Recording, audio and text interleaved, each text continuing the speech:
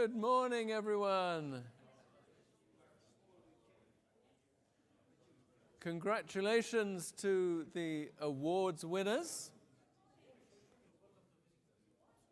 I hope you enjoyed last night's dinner and a special amber liquid. What more is there to talk about? Well, actually, lots. We start with the big industry challenge, profitability. With a master's from Wageningen, he's worked with the German Aerospace Center and the University of Costa Rica. He's a systems engineer for the US-based Agritecture, and he'll review from bust to boom the future of profitable vertical farming. Don't we all need that? Alberto Lopez.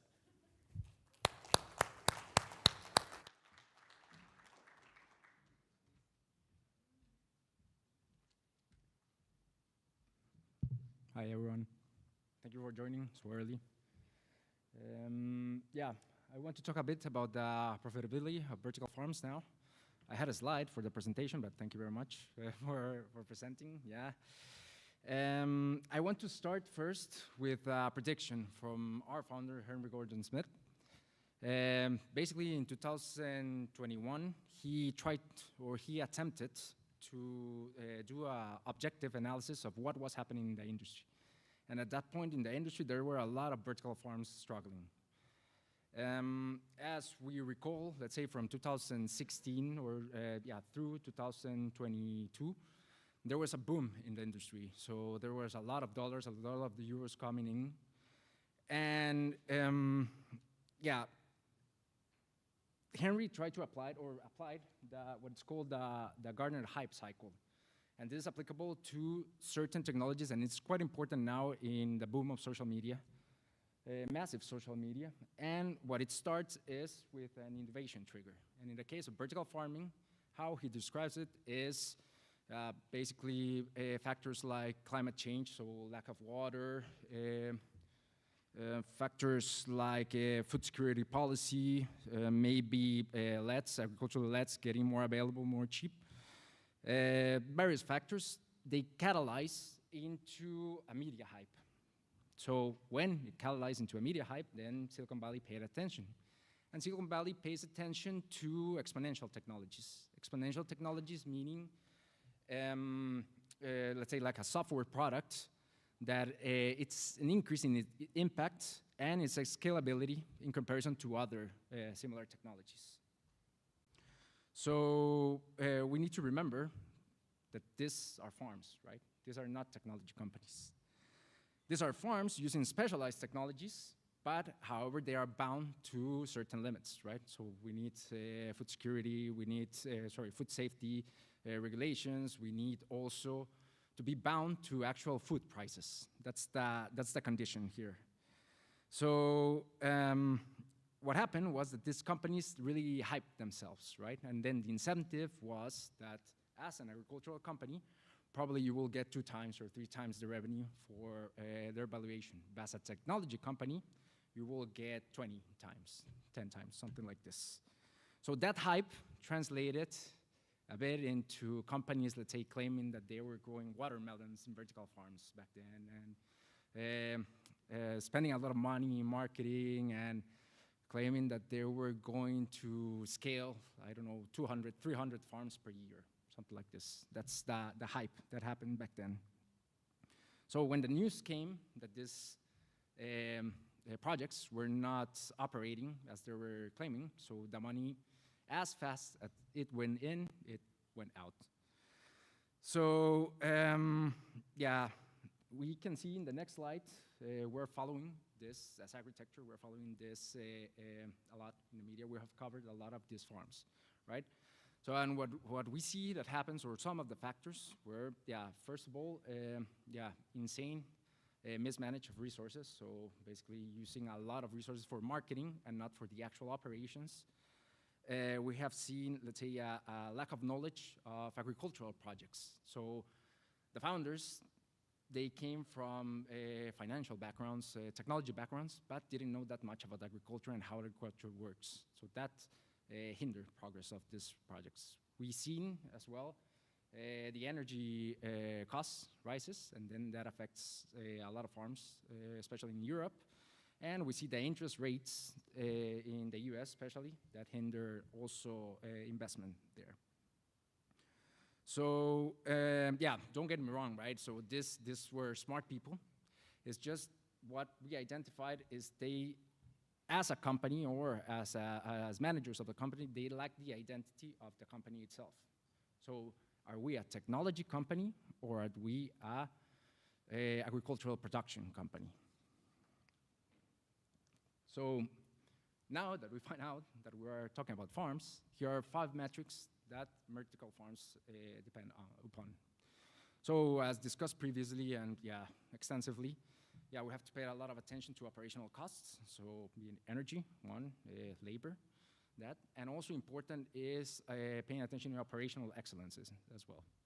Equally important, paying attention to developing investment channels and managing really well where to put your money. This comes from the identity problem at the beginning. Let's say spending R&D money in operations, is it worth spending in developing technologies? Is it worth spending in developing cultivars? Is it worth spending in increasing yields? That's the thing. And important as well, paying attention to the market. The market is quite important, and it's a basic driver of agricultural production. Following this, I have some expectations on where are we now and what's next. So we go from the peak of inflated expectations, which was the hype that we have. We went through the drought of disillusionment, which was this realizing that vertical farming is not solving what they were claiming. And now we go into this stretch, is quite a long road of the slope of enlightenment. And evidence of this is first the massive accumulation of knowledge that we have throughout these years. So we have seen experts from these previous projects learning from those and then applying to new projects and coming in more, let's say, sober-minded and understanding what are the objectives that we're trying to achieve. We have seen the concept of vertical farming not as an independent system, but also trying to couple it with other agricultural systems, the case being as hybrid models, such as using it as nurseries for greenhouses or even forestry. And especially important from the perspective of the investors, we have seen a more, let's say, rigorous due diligence process when it comes to vertical farms. So they are getting more knowledgeable in what vertical farming can achieve and cannot achieve, and also its applications, right? And then from this point on, we have examples of successful expansion companies, such as Agricola Moderna. They understood really well that the market is important, that getting into the market as fast as possible is key. Brand recognition is key. I think they already expanded. We have cases as Oishi that, they were catering to a really, really, really high value market with high value product. And now they are expanding and trying to decrease their operational costs to make it more affordable to the masses. And we have a glimpse of the future here with vertical harvests, which they are paying a lot of attention in the impact of vertical farming in the community. They are employing people with disabilities. They are focusing on food security in the local community. So, from those examples and from many more, we identified as agriculture, we understand that planning is key. So planning prevents poor performance. So here, again, we understand now we are not technology companies, we are farms. So as farms, we have long cycles of, let's say, return of investment. We have, in this specific aspect, we have a capital-intensive sector as well. So planning is important, taking into account wastage, taking into account, good calculations for depreciation, taking into account risk scenarios is quite important. So a path to a viable vertical farm should be start with the definition of the objective, right? As we discussed before, one of the lessons learned is identity. Are we a technology company or are we a farm? Are we going to focus on developing technology or are we going to focus on developing an actual product? Then from there, we need to understand the market, right? What is the willingness to pay of the market? How is the local market behaving? What are the trends that are in the market? Also choosing the systems, that's key as well, because to be honest, vertical farming is not the innovation, right? So it's LED lighting is not the innovation, hydroponics is not the innovation, the integration itself of those components is the innovation. We have a lot of technology in the market, we have a lot of suppliers in the market, and it's how you integrate that technology that gives you the edge. Also, equally important, assessing the inputs and the outputs, you need to understand what you need to produce the yield that you're estimating, right? And then after that, you do an iterative process and understand what you need to fulfill the objective that you defined at the beginning. So again, from that perspective, and then this is looking a bit into the future, what is happening right now in the industry and what I see is going to happen in the industry, it comes from two sides, right? From the production side, we have seen obvious technology developments, right? Better lighting systems. We have better dehumidification systems that are built especially for vertical farms. We have also, and this is key, this is important, smart data management systems, which allow better control, better forecasting of the outputs of the facility. Obviously, we have understood that there's a lot of research around the world in improving cultivars specific for vertical farming. That means, increasing growth efficiency, increasing yields. We see also teams, so new projects with very balanced operations, meaning that we have the component, the agronomy component, we have the technology component, and we have also the data management component, and all gears towards execution. Again, planning is quite important, execution is as important. You cannot just go plan and plan and plan. You need to execute as well. And again, people understanding how vertical farming behaves in a context of drivers that will push them to. This is from the side of production. Now, what I want to talk a little bit is about the ecosystem. So what are the enabling developments that we want to see in these ecosystems of vertical farms, right?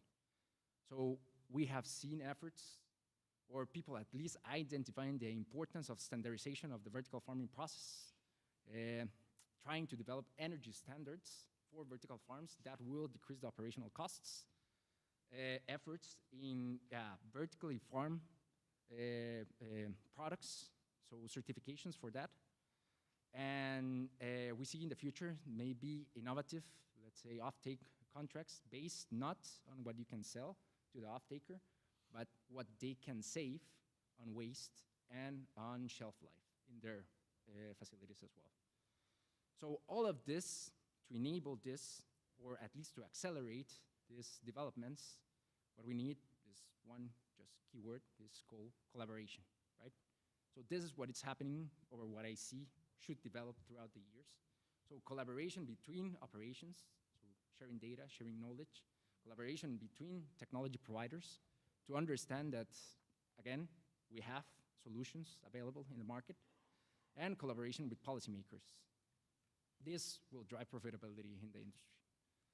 I want to finish with a bit of future perspectives, look at a bit in the past, and just taking the example of the car industry, right?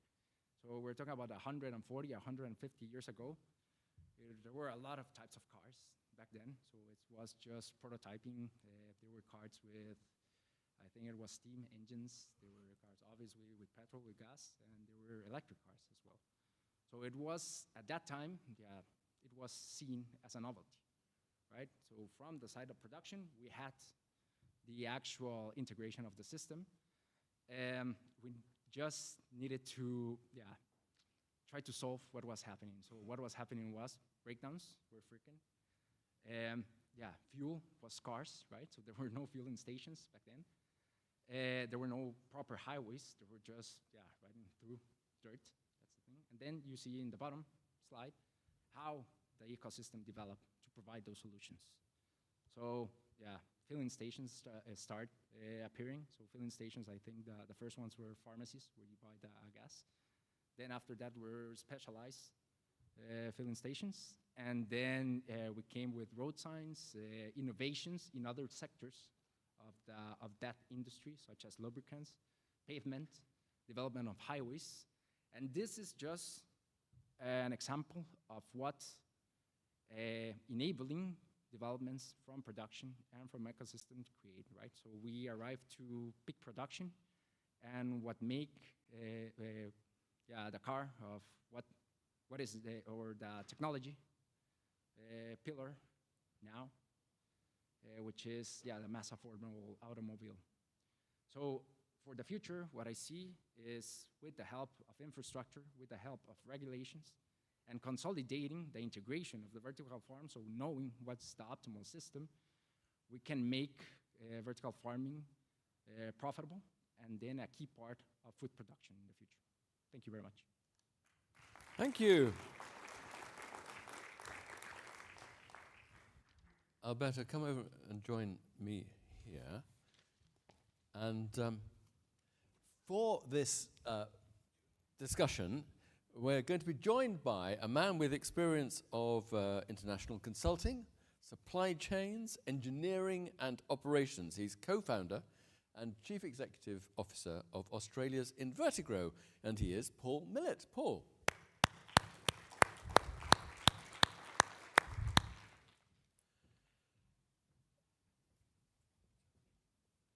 So, Paul, I think it would be great if you just introduce your business perspective on the industry where it is today. Thank you, Richard. Thank you for having me here too. I'm thrilled to be on the stage and have an opportunity to meet so many industry colleagues and peers. Invertigro is a business that is looking to enable the indoor vertical farming market and indoor farming model globally. We set out, and my journey started with trying to build a farm in Singapore nearly 10 years ago. As an engineer and a consultant, I was part of a small team, and it seemed like a good idea. Food security issues, could only see that this would be a good fit.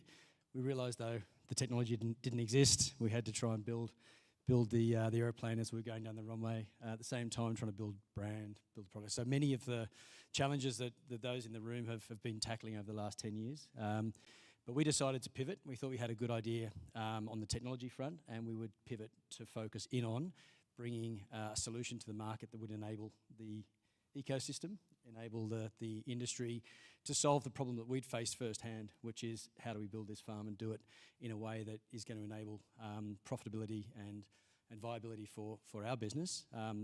We could enable others to do this. So what you see on the screen, I thought a picture tells 1,000 words rather than trying to explain the modular technology we've developed. Ultimately, we're looking to bring a plug-and-play solution that could build a farm anywhere to grow anything and at any scale. Pretty lofty statement, but anything that can grow indoors, we want to be able to grow that within this technology. Effectively, it's a food computer. We change configuration of the hardware. Food computer, that's quite a good expression, actually. So I liken it actually to a server in a data center. And imagine this is the data center. We want more capacity. We don't build bigger servers. We just put more in the room. Yeah. And so what we're looking to do is build a solution that could be could enable where there's problems in our value chain, problems in our supply chain. We can build a farm. It could be in the distribution center of a retailer. As Art was talking about yesterday, it could be a ma and pa that want to build a business and get off the blocks doing something. Vertical integration for manufacturers. It could be bolted onto the front end of a greenhouse for propagation or a nursery. So that's what we've been setting out to do, is to break down and eliminate some of the barriers to entry by making a scalable, hyper crop flexible and affordable solution that people could start small and scale as their business needs it and as the supply chain requires. So it's Lego for farming is sort of part of one of the concepts. And I think that for me, to sort of answer your question where I see the industry, I think, hopefully we're in the way back up. I'd agree with where Alberto says we are. I think we've passed the bottom, but it's a long, slow slope Correct. to get back up there. Correct. But I think that actually we're not going to hit a plateau. We're going to go on up, and it may go up at a steeper rate for quite some years, like 20 years, until it plateaus maybe in 2040, 2050, or beyond. So I think there's really a great growth. But carry on, sorry, I've interrupted. No, so I 100% agree. I think the industry is really only limited by, I think, the ecosystem in many ways. I think for so many reasons, we're protective of our IP, we're locking down the things that are really going to unlock the industry. If we can enable with a platform and enable with a technology solutions that could be deployed anywhere, and then the industry work together to say, well, if that's the food computer, what's the app I'm going to run on it? If I want to grow saffron tomorrow, how do I develop that app? And we could build an ecosystem where we all collaborate around solving the what we do with it, and also continually improve efficiencies. There's all the technology stuff that the ecosystem can provide to get better and better economics. That opens doors for food security in countries that really need it, solving supply chain challenges where they exist, not looking for problems and kind of building a big farm and then looking for what to do with the produce. I think we need to say, where's the problem, and how do we deploy technology to best effect to solve those problems. Thank you. Your illustration looks really good. It seems to be an awful lot of metal for not very much inside it. So I mean, in terms of getting profit out of and revenue out of the capital cost, how do you sort of equate that? Is there an optimum size, scale? Do you need 20 of these units, and is it actually very affordable once you get to a certain point? Or could I just have one, and could it work? So the answer is, as many have answered the questions that are similar to this, it depends. Depends on what you're growing. It depends on what market you're selling into. It depends, where in that market you're selling. You're selling wholesale, you're selling direct to the consumer. So going after value is really important, and looking at what we grow. So the flexibility piece is absolutely key. But also to your point around, it looks like a lot of metal. It's actually, by building a system or a product that we can produce at scale, we can get the unit economics of our manufacture down. We have a unit that comes literally to site ready to plug in. So imagine your fridge, you plug it in, you expect to be able to put your milk in there, and it keeps your milk cold. We've got a unit, a device, you wheel it into site, you plug it in, and you start growing produce. So you don't have the engineering costs of bespoke design. You don't have the labour of building that farm, commissioning it, debugging it. You don't need the computer scientists to run this thing. You don't need the plant scientists to work out what the algorithms are to run your lights, So you've So it's a plant factory as well as a plant computer. That's the idea. You Yeah. build a plant factory with plant computers. Okay, right. Okay, thank you. Do come up with any questions if you've got them. I'm going to put poll number 12 up, because I think that represents one of the big questions. So what is the most important prerequisite for profitability? Is it just management focus? Because clearly from what you were saying, management was doing other things rather than saying this is important. Is it cost control? Is it volume sales? Is it the right crops? Is it technology? Is it something else? So just think about that for the moment and I'm going to ask you to also vote for what you think is the right element. It could be other. I never quite know what you're all going to say with these polls, and it may be that I've missed something absolutely vital, and you're all going to say other, because it's none of the ones that I've thought of. Yeah, that's right. You've submitted, have you? Yeah, that's okay. Okay, so I'm going to come back to you on that. That's going to be interesting. While you're thinking of that, and numbers of you are coming up. Alberto, you talked about safety. We haven't talked about safety much.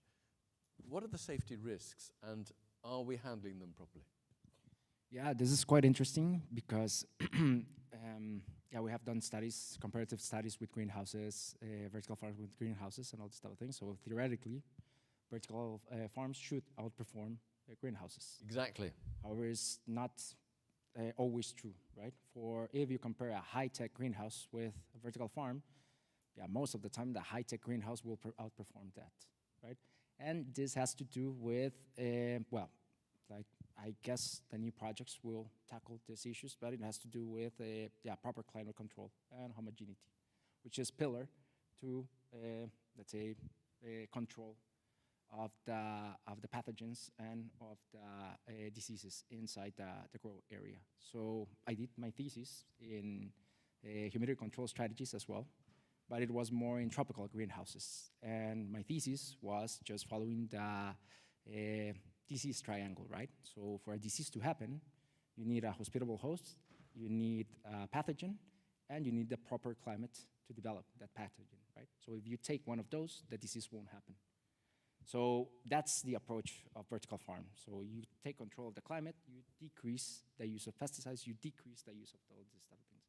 However, as I enter facilities, as I see how they are operating, they are not in optimal conditions to provide that. So we should be better, but we are being a bit complacent.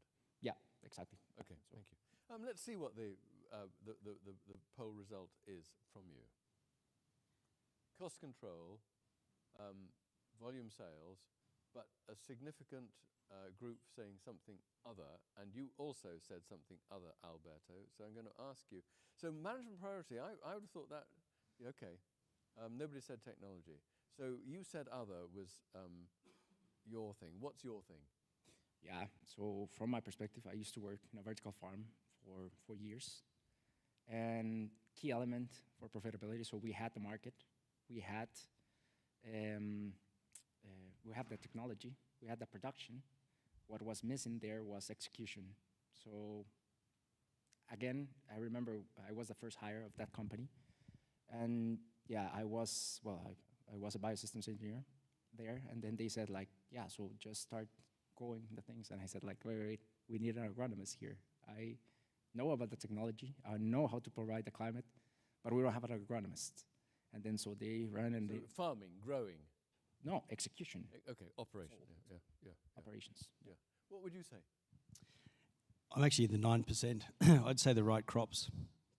And the reason I say that is I think we need to be able to grow what the market needs, and we need to be able to do it at the right time to meet that demand. And I think if we've got the ability to flex what we're growing, to offer a basket of goods for a local market, and not just be stuck with, with say single crop or otherwise, then we can actually go after value and deliver on all of those things above. Cost control is a ticket to the dance. We must do this, and I think the sales will come out of the ability to offer what the market needs.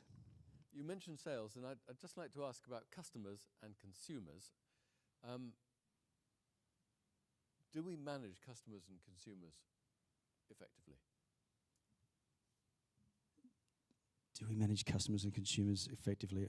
I think it's very, very early days for consumers and customers understanding what it is this industry is doing and can offer.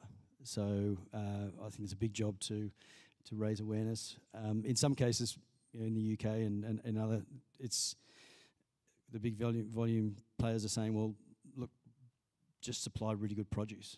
Don't even go there and tell them what we're doing. But I think at the same time, as we're looking at carbon in a new way, people are worrying about what's going into their food. To start to actually share the benefits of what they're getting is something that it's a trick we're missing, but it's not an easy road. So I think we can definitely do more. Alberto? Yeah, I guess. Yeah, we need to identify really well the consumers and the trends, right? Where I don't think there are farms focusing that much, at least in the period when I was working vertical farms. Now I have like a bird's eye view perspective. So yeah, there are companies that are managing well. There are companies that are not managing well. Yeah. Okay. You've both talked about integration, and Alberto, you focused on the ecosystem, and I'm going to finish on that because it seems that everyone has been concerned about they started off being the big picture and sustainability and the great opportunity. Then the pressures came and they all started looking more inwardly with their heads down, and there is no vertical farming voice, there is no vertical farming ecosystem, but there are very good suppliers to the industry. There is not good representation to government, there is not good understanding by government. How do we get the ecosystem? I mean, I think you actually listed it, Alberto.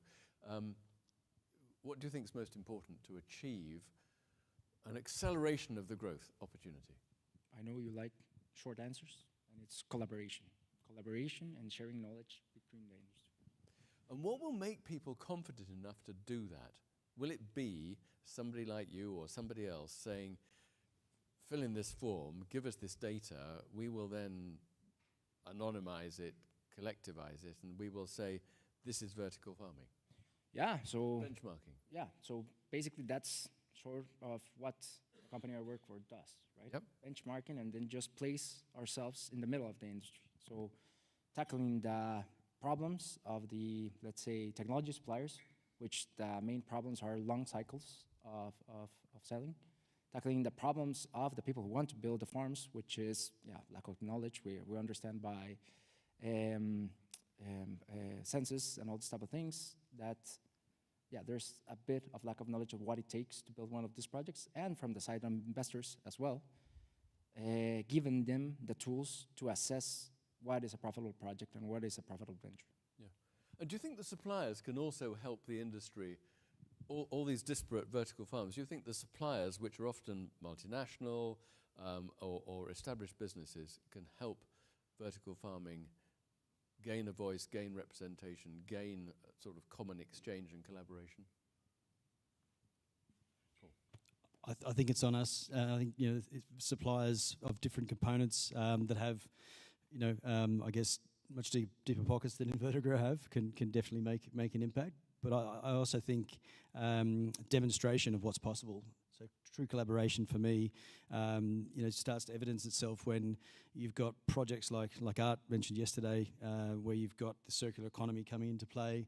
You've got adjacent industries that have waste heat, and there's the CO2 that we can use in the farm, and we take so bringing those models to life at a, and then really marketing the beauty of it. It's a blueprint to go out and do that anywhere once it's proven. And so I think demonstration of what's possible helps. And then it's collaboration at all levels as well. But invite the world in too. There's a quick question: how much does a cube cost? Depends. Yeah. But how much does a small one cost, or a bigger one? Well, because you've got same size, but it depends whether it's configured for microgreens or configured to grow different crops. There's more trays in there, but effectively an installed cube will be somewhere in the order of 30,000 euros with the infrastructure to run it. Which has an output of how many kilograms per? 1,000 kilograms of lettuce per year for a cube, up to 5,000 kilograms of microgreens, nearly 10 ton of fodder if you want to grow cracked barley. So we can grow fodder too. So that's pretty productive. Yeah. So that little guy, 2.2 square meters on the ground, will do nearly 10 ton of fodder. That's pretty good. Okay. Paul, thank you very much, and Alberto, thank you. Thank you very much. That's great. We now move on to another session. In fact, we travel to Wales. Thank you, Alberto. Thank you, Paul. It's really kind. So we now move to Wales, where the Welsh government truly believes in helping vertical farming power up there. To start, we have an academic specialist in genetics and cell biology. He is professor in genetics at Aberystwyth University, and he's director of its National Plant Phenomics Centre, IBERS. He'll speak about selecting seeds for a totally controlled environment, and he is already on the stage, Professor John Doonan. John.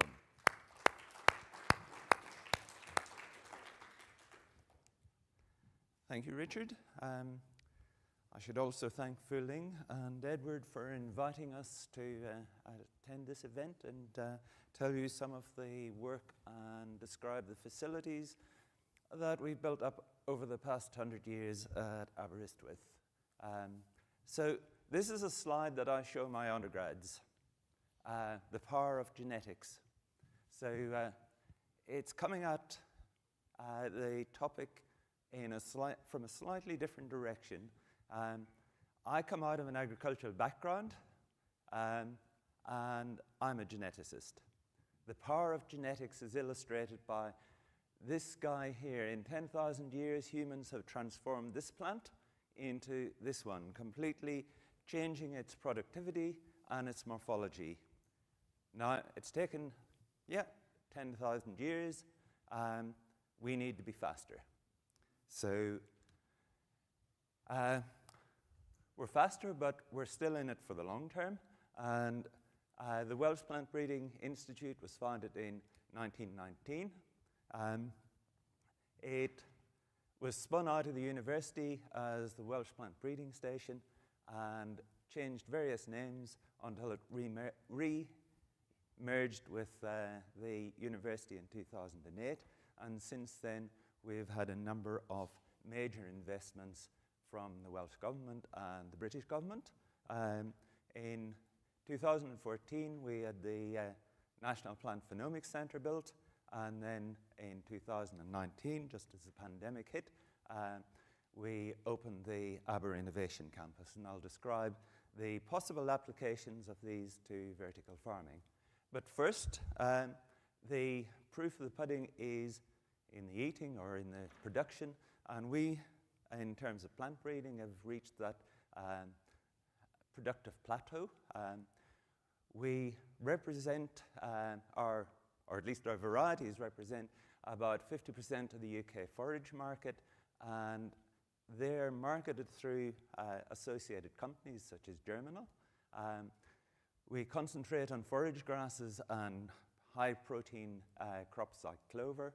And likewise, our main cereal is oats, where we represent 2/3 of the UK market. And we also sell into similar climates like New Zealand, South America, and South Australia and the like. So they go in through Sonova. And then we breed a number of niche crops, most recently Miscanthus, a wild plant that has been semi-domesticated over the last 20 years at Aber. And we have the first registered cultivars of that that are sold out through Terravesta. So we have a productive history in breeding, and we've built up a number of research platforms that support that, and they're not just targeted towards field crops, but also controlled environments. So this just illustrates the first of the controlled mechanized platforms. This is a large platform that will take plants from seed to seed. It can hold about 1,000 individuals on these carriages. And that was funded by the Welsh Government and the BBSRC, which is the major biological funding agency in the UK. As part of that, we had to provide access to both academic researchers and industrial users. Our brief was to develop techniques including computational and data infrastructure, and to engage with the international community on building up the technology. So new technologies, we installed a check system that enabled us to look at seeds and seedling behavior, automated post-harvest analysis like CT scanning, and then more recently, more consumer-facing facilities such as the Advanced Analysis Center in the Aber Innovation. I won't go into ontologies and software, but they all support this. So this is just a quick illustration of the small plant platform. Each pot is individually identified and controlled by computer. There's watering, there's imaging cabins, and you can get a lot of data on a large range of biodiversity in these systems. This system holds about 2,000 plants, and you can image those up to 5 or 6 times a day. So you get a very detailed picture of those going through the cycle. You also get other traits such as their water use, and we've used this with external companies to look at biodiversity in cereals. Now, one of the things that came out of working with these platforms is there's a lot of traits, particularly for greenhouse crops, that you can't readily analyze on these platforms. So we innovate, and this is one of our root platforms that's highly scalable. It gives you a semi-dynamic view of the root systems as they develop. You can modify the soil, and it's been very useful. This is the sort of dynamic picture you get. These different colors represent the root system at different points in time, the red, the green, and the yellow is the overlap. This is an example of its use in a greenhouse crop in collaboration with Cranfield and Syngenta. Tomato is one of those crops where you actually breed the root system separately from the upper part of the system. So this is screening for improved root performance in these systems, and this is a variety X that shows enhanced root function and acts as a better rootstock than the control system. So we can visualize that and select different root behaviors in response to different nutrients. The other aspect of screening for different root behavior is a knoll platform that was established during the 1980s. This is the flowing solution culture, and it's been used to screen biodiversity in a lot of the breeding populations, not only the forages, but also brassicas, peas, and the like, to look for nutritional traits such as uptake of nutrients. And the other thing that this platform will do is it will allow you to precisely supply limiting nutrients so as to look for nutrient-efficient use. There's automatic measurement of the nutrients, and when the system is working optimally, you can take that down to 15 minutes, so there's a heavy overhead in manual intervention. So it was interesting to hear about some of the new technologies that are coming along from Simon yesterday. The Welsh Government has been very supportive, and through an infrastructure accelerator award, we've started building up our vertical farming kit. We've invested in nutrient flow and deep water culture systems, and these are now in use for our PhD training programs. This is just an illustrative project looking at the G times E, the genotype times environment type problems that you'll hit in vertical farming, looking at light quality on lettuce production, and a couple of little publications that have come out of that, and likewise with tomato. And one thing I should say is that we're involved in a number of DTP. These are large PhD programs where we invite industrial users to co-sponsor studentship applications. And if you're interested in that, let me know. And we can potentially link you up with some of our lecturers. The other supporting facilities, we've recently refurbished our seed store for long-term storage of varieties, and that's associated with a semi-commercial facility for scaling up some of the varieties that we supply to our industrial partners. So then the other support platforms are in the Aber Innovation Centre, and I've included the website for connecting with that. They include more consumer-facing activities such as sensory booths and tasting panels, mass spec and metabolite analysis, and they're quite happy to talk about any other type assays that need to be developed. We welcome collaboration with both academia and industry, and this just shows some of the industries and other partners that have been collaborating on the vertical farming side of things. This one illustrates the type of international access that's come into the Phenomics Centre over the past few years.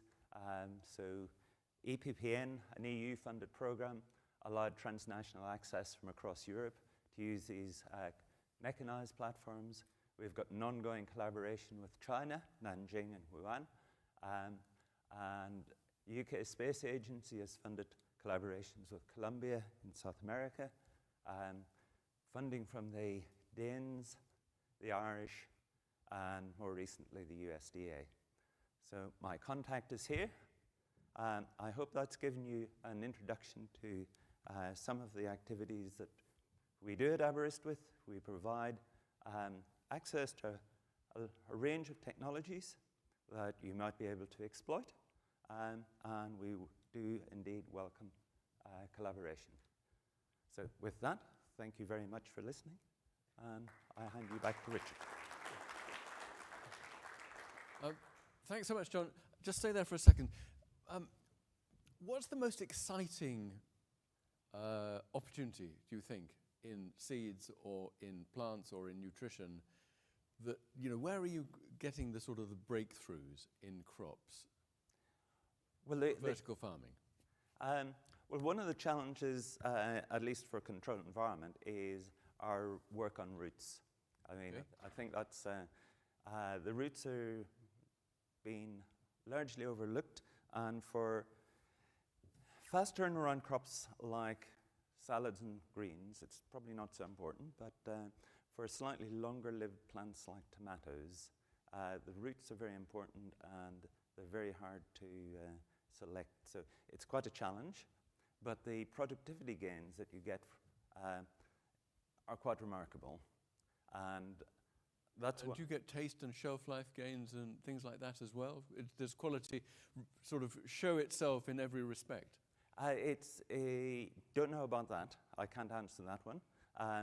Because, as I say, So the better the roots, the better the productivity? the better the productivity. I don't know how it affects the taste Okay. and the other attributes, because that comes from a different genotype. And the roots in soil, in water, in air? There are differences, and whether the differences matter. I mean, one of the major things we can look for that goes across all of them is vigor. But I wouldn't like to give you a detailed answer on that. But we can look for large traits like vigor, and they do transfer across. Okay, and in leafy greens, anything particularly there that you're finding? There, the quality of light is the major thing that we've looked Right. at. Okay. And that does make a big difference. And the LED technologies, as they come along, and I mean, You must have seen such big improvements in that. Oh, well, we've replaced our lighting systems. We're now on the third generation since I started in Aberystwyth, and that's just over 10 years ago. Okay. So we replaced the sodium lights with LEDs, and now we've replaced some of those LEDs with a second generation of LEDs, not because the first generation wore out, but because there's better ones now. John Doonan, thank you very much indeed. We are now joined by two representatives of the Welsh Government and two business leaders with experience of working with the Welsh Government. So I'm going to ask each of them to come up in turn. First, we have the head of Inward Investment and the International Campaign for Food Division at the Welsh Government, Fuling Lee. Fuling.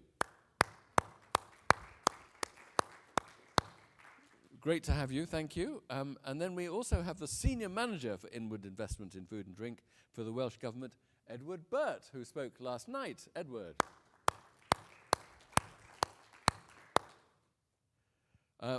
We also have from the business sector the co-founder and chief executive officer of Bloem Technic, which manufactures custom lighting solutions, James Fleet.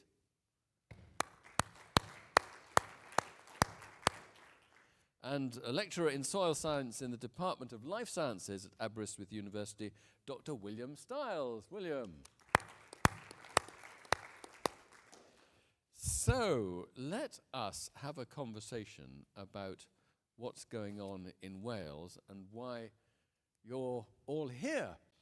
Fuling, let me start. Why is the Welsh Government interested in this at all? I think if you go, you're on. Why Welsh Government interested?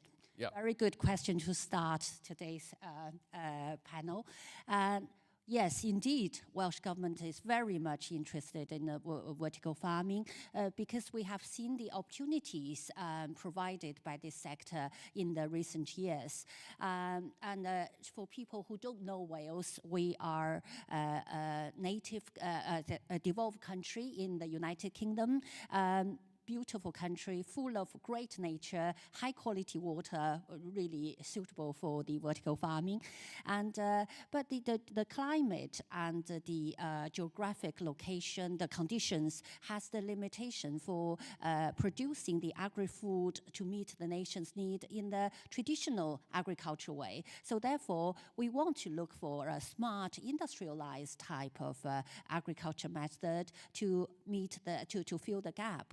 And being a devolved government, we have the devolved power to shape and design the economic policy and strategies to bring the benefit to people of Wales and our future generations.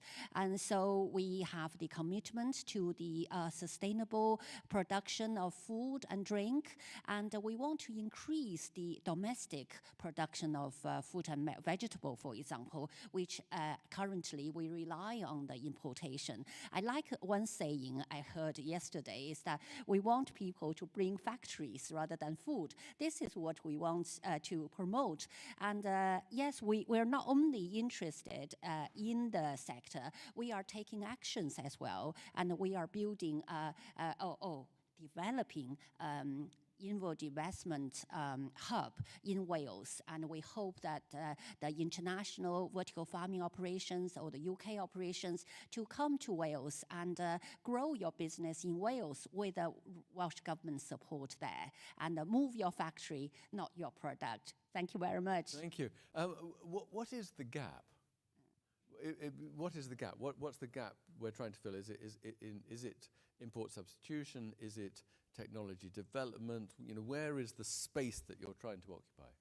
Is the operation, the scale of the operation. We have a team here, Team Wales, and we have the suppliers. We are building this supply chain, value chain, and including the R&D. We have everything, and we have a strong kind of proposition for you to be there. So we just need investment. We need a scale to bring the production into Wales.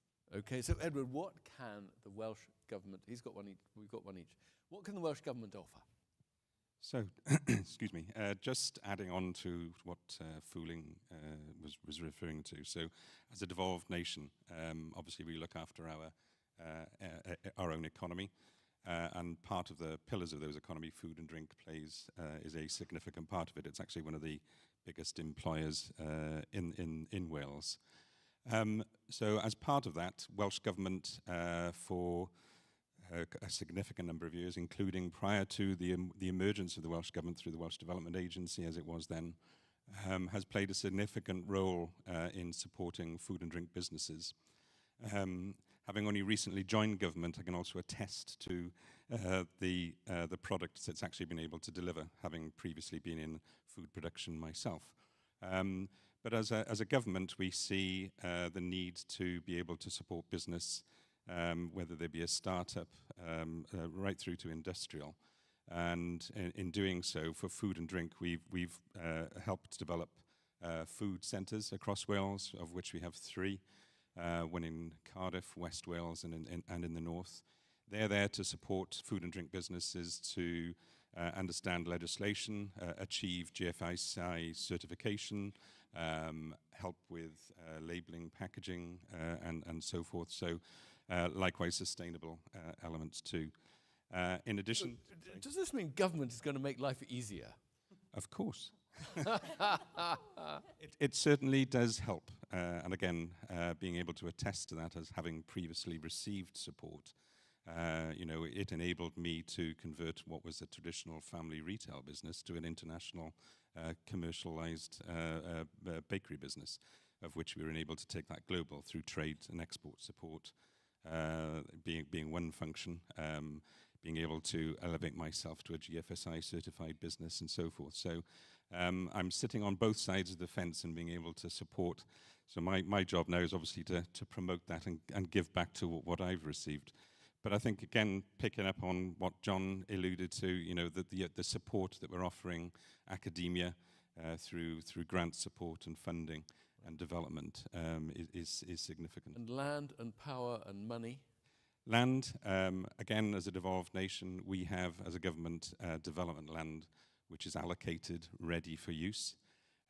That's important. Which again, absolutely. And again, some of that land is strategically located, particularly next door to regional distribution centres of some of the major retailers within the UK.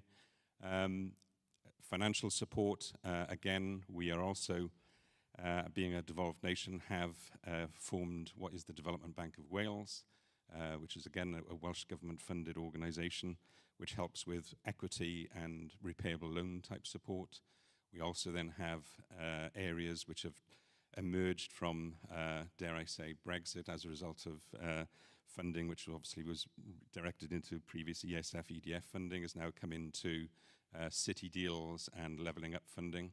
Those are then managed by third-party administrations. But again, within the southeast of Wales, for example, we have Cardiff Capital Region, which has funding to support strategic premises development, so anything up to £15 million worth of loan funding, grant funding, anything up to 2 million, depending on the type of activity that you're performing. So there is significant pots of money that are around Wales, not necessarily all controlled by Welsh Government, but certainly as part of our role within government as inward investment personnel is directing you to that and helping you. Sounds good. Will, can I ask you about how a university can help? What can you bring to the table? Lots. No, I'll good morning, everyone, first and foremost. Presumably you can benefit too. It is a two-way street. I think the obvious answer, the first thing a university can do is an outsourced research function. So we can work alongside industry very effectively. We are trained researchers. We have the breadth and depth of multidisciplinary skill across the university that we can draw in expertise for people that don't even know necessarily that they can contribute to this particular sector. And we can coordinate that in a way that I think industry would find difficult to do. We can do all that, for all intents and purposes, for limited input and investment from yourselves as well. As long as there's some sort of collaboration, a sharing of the IP and the knowledge is gained, then we can offer that kind of trade-off and support, I think, that's very helpful. We benefit too. As I say, there's obviously the chance for us to gather some IP to make the advances, but more importantly, we need knowledge exchange with yourselves. We need to know what industry are thinking, what you're looking for, where the support is needed. Research can go so far, but unless research understands what industry is looking for, then it's not going to be a cohesive endeavour. And I think the pillars of development in this sector cannot operate in isolation.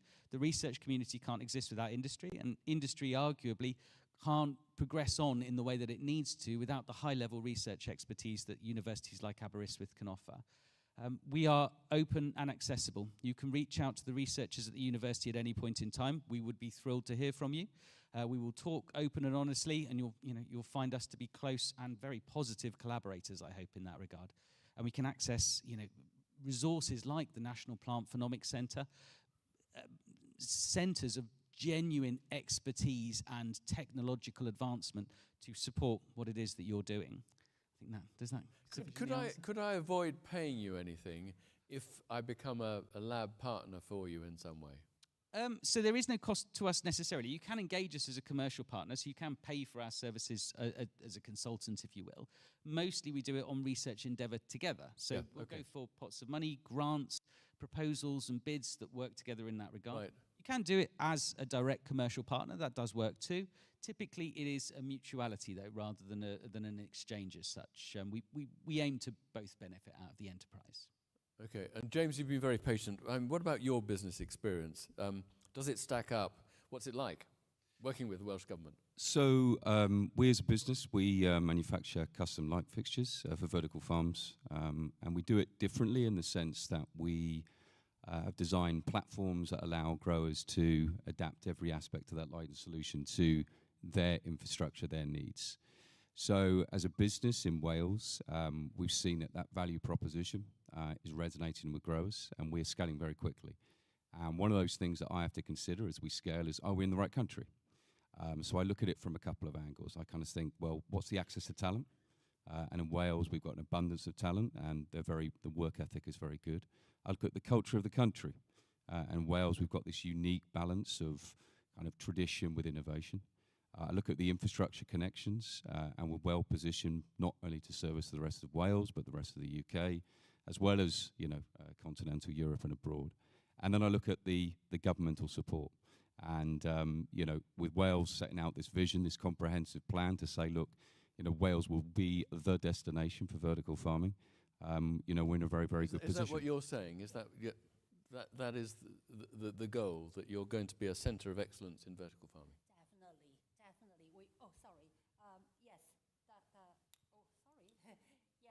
Definitely, that's our goal. We want to build this Garden of Wales and a hub to welcome all the operations into Wales, bring the benefit to the supply chain in Wales, and we want you to work and with the support from local and suppliers and research and technical support, everything, and you can benefit from those. So that's consistent with the background and culture and your experience? Yeah, absolutely. I mean, we as a business, we are scaling up quickly. And so for the reasons I've just explained, we've decided that Wales has been our home for the last couple of years. It will continue to be our home as we scale up.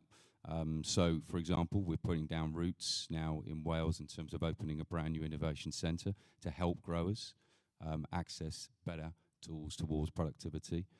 We cannot recruit hard enough. Is a platform for the United Kingdom, or can it be a platform for continental Europe or international? So from my business, we are not constrained geographically. As a manufacturer of custom light fixtures, we look not just in terms of Wales, we look at the UK, we're doing business in Europe as well as globally in the US. But it's geographically well positioned, both in terms of from a supply chain perspective and access to customers. Right. Sorry, come on. Yeah. Add one point is that I said that we want to bring investment to Wales and bring benefit to supply chain. And as a government, we are officials. We don't know the technical elements about this industry. So we work very closely with supply chain, James and the R&D centers in other university, and we learn from them as well, and we benefit from their expertise in the sector. So it's really a team approach, and we are demonstrate that we have this whole team to support you if you come to Wales. Thank you. So let's look at some of the challenges facing the industry, and one of the big ones is access to energy. It's cost, the availability of renewables. Is Wales different? Is Wales better? Does Wales have the solutions?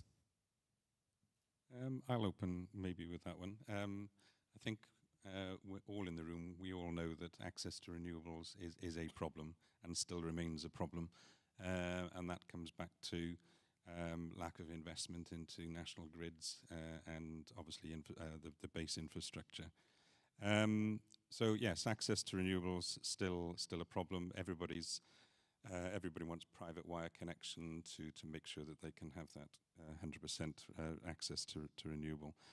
We are looking at alternative solutions within Wales, and again, we have companies, and in particular one that we have again located, and they have actually undertaken a joint venture with the Development Bank of Wales, obviously as it referred to as a Welsh government-funded bank, and they are actually looking at solar, wind, biomass, but actually... Does Wales have any sun? Little, but when it does shine, it's beautiful. we all revel in it. Those 3 days. Believe the press. Our weather's lovely. So to tackle some of that, this organisation is providing things such as microgrids to establish in development land areas to offer that But direct. solar still works, and then Solar there's still- wind, yes. and then there's waste? Biomass, yeah, waste, AD as well, anaerobic digestion. So And you can sort of configure all of that. yes, so creating effectively what would be an energy park supporting that Okay. development site. Okay. That's very much, still an ongoing development path, but there are certain things obviously that you still have to overcome with that, such as planning. Okay, so you've anticipated my next question, and planning is often a problem to get the authorities to approve something which isn't really recognized by government yet. I mean, the UK, I think elsewhere too, that agriculture gets support, vertical farming is just, it's not even an afterthought, it's not even a thought. Okay, go on. I will start this one, and you can add on. Wales has a strong track record for attracting inward investment. So we work very closely with the local authorities, and we all share the same objectives to bring quality inward investment project into each regions in Wales, and to bring the quality jobs to the local community, and also to boost the economy in that region. So therefore, when we talk to them about one potential project, they are really supportive, and so they know what is needed, and in order to get right kind of permission, and so we are working as a whole team, and so. So Team Wales extends to local government as well? Correct. Okay. Exactly. Yeah. Right. And one of the polls yesterday really thought that vertical farming was going to be most prevalent in regional hubs. And it didn't say suburbs, it didn't say retail, it didn't say homes, it said regional hubs. And you've got a sort of cluster strategy. So that seems to be consistent. How do we make it reality? Again, me and Edward, we sponsor this event. We want to engage with business operations, and we are going everywhere to meet our real production operations. And so we want to talk to you and attract you to Wales. And then we want to have some good examples to show the stakeholders that this is the future for the security of nation's food supply, etc. So that is one of the action we want to take. I think from my perspective, obviously being part of that supply chain, I think what they are working on is a very neat plan to try and bring academia and industry together and try and create this supply chain so we can start sharing a lot of knowledge together with the support functions that these guys bring, whether that be technical, financial, and ministerial. And would you benefit from having your competitors and partners in the same geographic space? If you created a business cluster, would that enhance your operations, or would that be, oh my goodness, I don't really want them next door to me? Suppliers, yes. Competitors, not so, yes. So go on. I think it comes down to, the simple fact is the more players, the better the game. If there's not enough going on, if there's not enough diversity of novel development, of different crop types, of different industry types, we're not testing all of the variables simultaneously to see what's going to truly work. Wales, by virtue, is a food-producing nation. That's our biggest industry. Our universities are geared towards research in that sector. Aberystwyth, my home university, is one where we have a huge history of plant breeding and strategies for developing the next generation of crops, which is obviously going to be a major focus for this sector next, how we develop the next layer or next generation of organisms that are going to truly be indoors. And you have to work with the technology simultaneously to understand the interaction between these things. So I think Wales is actually uniquely placed in so many respects for the expertise that's there and the resources that are there, both from renewable energy resources and beyond, and the need to produce food in an environment such as ours, which is quite grassland dominated currently. So in terms of best crops for vertical farming from Wales? Is there a particular opportunity for, a particular crop or a particular type of operation? Is the UK market or the UK proximity market attractive for anything special? I mean, have you got any thoughts about that, William? Is there? I mean, at the moment, I think it's been covered in other talks. Leafy greens seems to be a quite a common natural destination for the cropping types. They're quick to mature. They're very easy to mature in so many ways from growing internally. And what about the retailer distribution centres and the retailer own label and all of that dimension? Is the UK an easier market to go to because the retailers are very good partners with industry, for example? I think they're very used to the FMCG supply chain in this regard. So, we have big greenhouse systems already. We have big horticultural operations. Yep. So this is, an advancement of that in principle. So there are systems in place for it. I do wonder if there are differences that we'll see in the industry, as in at this minute in time, there's a lot of shift at the smaller end of the scale for the microgreens growers, direct-to-consumer strategies, things like that, which are emerging, seem to be quite profitable. So I think there's still a lot of variation as to what we can expect to see the commonality or the common denominator for the industry in the future. But we are at the beginning of the journey. So is there a national Amazon-related business-to-consumer model that might be considered from Wales, perhaps, where one can have a really big operation and a distribution network to a whole country? Not yet. And if it's necessary, we are developing it because we have the power to design a good policy to serve the nation. And I want to add one element about the retailers' engagement. Yes, everyone, if you operate this vertical farming production, and you will have the difficulty selling that to the retailers. But in Wales, again, extended Team Wales approach, and we in the government level, we engage with the senior buyers in each retailers. Really? We have the strategic relationship built with the major retailers, and we always bring them into our event and have meetings with them to brief them what we want to do.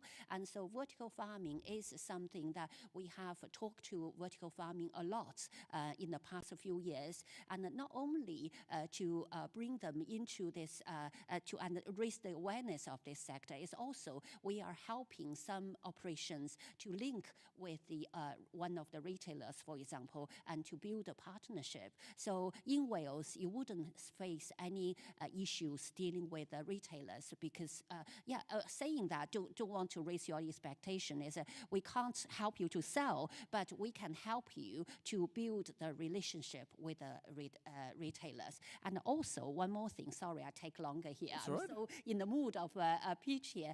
And we have, like I said, Edward mentioned about the food centers, universities, and the retailers. They do want to see the accreditation. They want to see who you work with, how you worked to produce your product. And so we have all these support, and retailers do value those. And so we see as another extended Team Wales. So perhaps this is the ecosystem that Alberto was referring to in the first session. Do enough consumers live close to Wales? I mean, geography, transport. Absolutely. So certainly to the main prominent centres within Wales, being the southeast and northeast of Wales, within a 50-mile radius of the Welsh-English border, there is a consumer base of in excess of 8 million people. So there is access to a large population to service. But I think to emphasize some of the points that were made just a minute ago about you talking about the hub and how it's going to service, I believe there's going to be a mix of vertical farming strategies from community right through to industrial.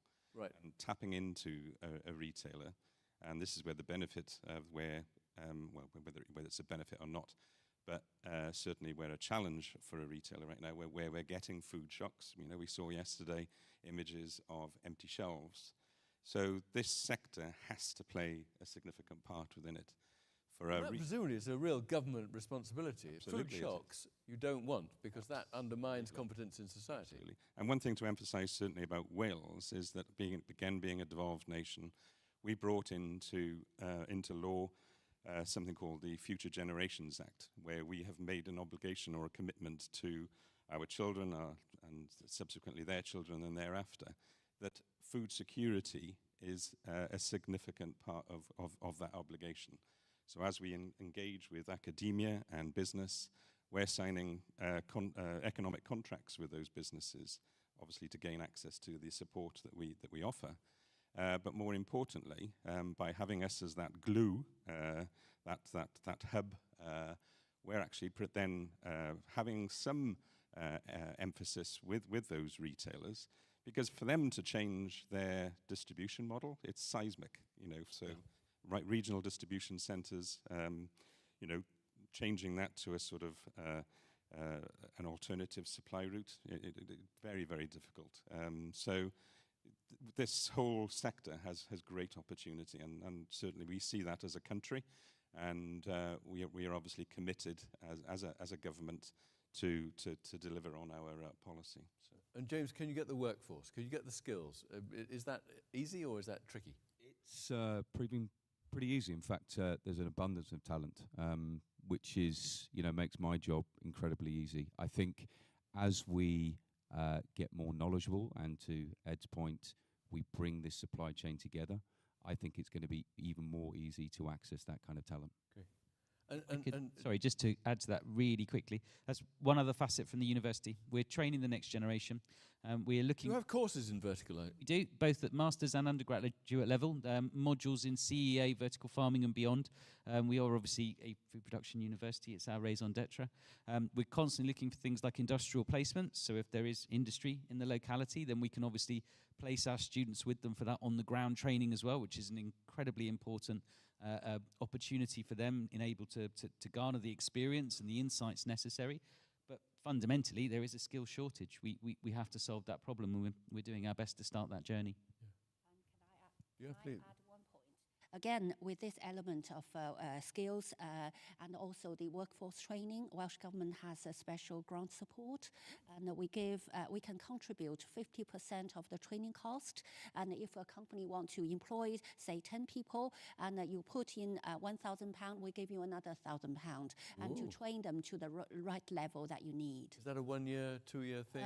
Constant, and so whenever you want to train this person, and we will contribute. And of course, you need to apply, but our grant program is designed for this purpose. Okay. Best practice elsewhere. I mean, Singapore has a 30 by 30 strategy, and it's pretty well known, 30% of food production by 2030 from local production, because it's such a small proportion of their food output. Does Wales have a similar sort of notion of a target by a time? And James, if I start with you, is Singapore a good model or a bad model, or is there a better model? I think from an ambition perspective, I think it's good. I'd like to see a lot more of the best practice being looked at from two angles, I guess. I think one is, I think generally it's all about execution. I think that's been the theme of yesterday. We've got to stop talking about what is possible and show what has been possible. So I look at it from, the good examples of companies designing and building vertical farms, and we've got some great companies, some in this room today, like Ecoprom. And then I look at it from the vertical farm operator perspective. Those guys who are applying common sense to their operation, controlling the startup costs, controlling the operational costs, and focusing on productivity like solely organic. Okay, I mean, are you following a model? I really value their practice, and we can't say we follow, and we like to share some good practice. And literally, I have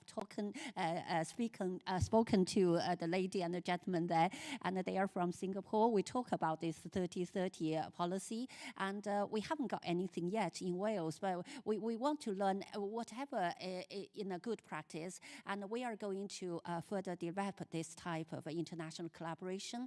And and we have invited the Singapore government delegation and mission to Wales, and then I can introduce them to universities and visit the production, etc. And we want to learn from each other. Not only we learn from Singapore, and there may be something that we could share our good practice with Singapore government. Is there anything, William, from your observations that you think that vertical farming most needs from government? What would you say? Please do this. Same question to you, James. That is a very good question. I think the thing we're talking to them about mostly at the moment is establishing things like an academic centre of excellence. There is not at this minute in time a central repository of knowledge, of expertise that can be brought into, and that needs to be a multi-university, multi-partner R&D effort. It shouldn't be located just with one. And it could be online. Absolutely. Okay. It's really a theoretical network, if you will. Yeah. But the industry has moved so fast, and there's been so many obviously high-profile collapses. The amount of knowledge that's been lost during that journey, just for businesses that disappear overnight, has been enormous. And I think there's a danger that if we're not retaining some of this knowledge in a collective sense, a mutual endeavour, then we're constantly reinventing the wheel. There is, I think, there's something to be taken from having, as I say, a central bank. The other thing is, of course, we'll have the critical mass if we've got all of this expertise tied in, the directory of people who have got unrelated sort of research interests, but perhaps the right kind of expertise that can be dragged in, then we start achieving something different, which is what we've, at the moment, it's all quite disparate. If we're a bit more cohesive, then it's a much virtuous circle. Absolutely, exactly James. that. I think Will really summarised it well. I think collaboration, knowledge sharing for sure is going to be critical. I think one of the things I touched on earlier, which is the support mechanism from the government, it needs to be a lot more visible to a lot more companies in the sector. For example, for me as a business leader, we have to make some serious decisions around where we put our investment, whether that be infrastructure or innovation. We need guidance and support to make sure that they are not just simply saying this is the schemes available, that they work with us to implement those schemes. So words into practice. Absolutely right. Yeah, okay. And to Edward and Fuling to finish, 10 years ahead, what will Wales look like to the vertical farming sector? Will we notice anything? We will be the centre of excellence for the world, of course. So, no, that's our ambition. Nothing less. Absolutely nothing less. It's Cymru ambith, as they say. So, is it a 10-year program, or is it a 5-year program, or is it, No, this is an ongoing program. This is to support the food security of the United Kingdom. So, the initiative that we which is pretty poor, actually, isn't it? It is very poor in terms. So, I mean, just chuck out a number. Is it? Well, more than half our food comes from abroad, doesn't it? So you've got, certainly from the fruit and vegetable sector, 74% of our product is imported from northern Spain. That's quite. So that's a significant. You've got over 6 billion still coming over the border from. So, from a economic point of view, tackling import finding a solution for import substitution, but that's just part of it. The core part, I believe, and it's resonated throughout the last couple of days here, is availability of food. Freshness, nutrition. And just yields being hit by climate change. Waste, yeah. Absolutely. So all of this has to come together as a collective mind to deliver. You're going to give the last word to Fuling. Yeah. We'll want to say. Go on then. I will be very quick. We consider it as a commercial endeavour at this point in time, an industrial endeavour, and we look at it like, where will Wales be in the next 10 years? It isn't really about Wales. It isn't really about industrial or economic potential. This is one of the grand challenges currently. Food security is the grand challenge coming for the next couple of decades.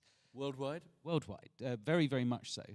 For some areas of the world, food insecurity is going to be in the short term. For the Northern European hemisphere, Northern European marketplace, where we will be in 10, 20 years is You're saying everywhere should be doing what we're talking about now? We have to get this technology right, and very, very quickly able to meet the demands and meet the challenges that are going to come. And we are still very, very early on the journey. We've talked before about the fact that staples we're not there yet. That's the next challenge. We have to get through that journey, and quickly, and that's going to require quite cohesive effort. Wales is obviously going to do its bit, but equally, it's not just about making us a good industry hub, it's about meeting that grand challenge.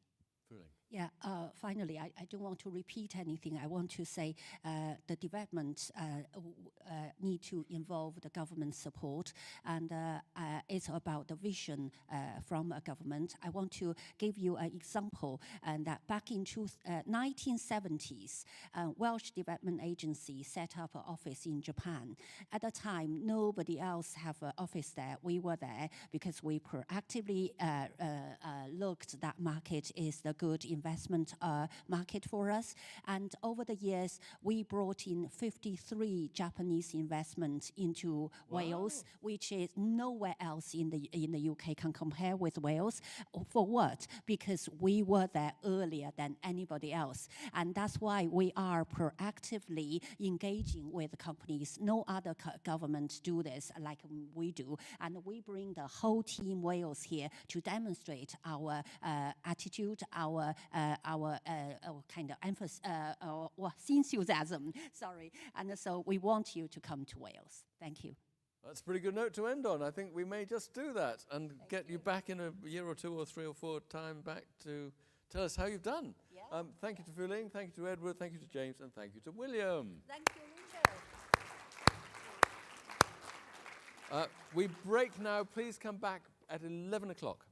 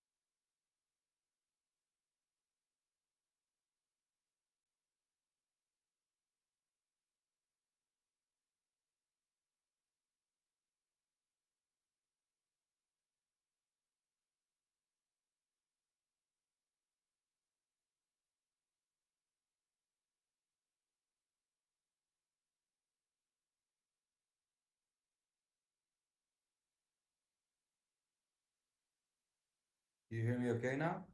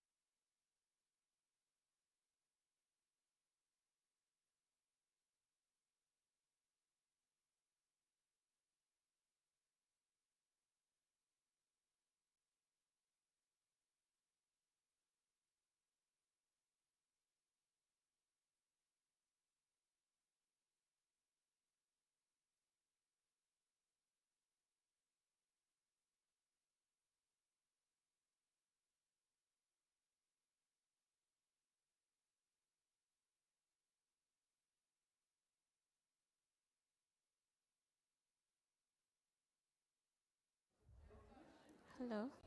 Say something? Yeah, can you hear me? Testing. I think can. Okay. Okay. No, you have to talk louder. Wow. Even more louder. Yeah. Wonderful.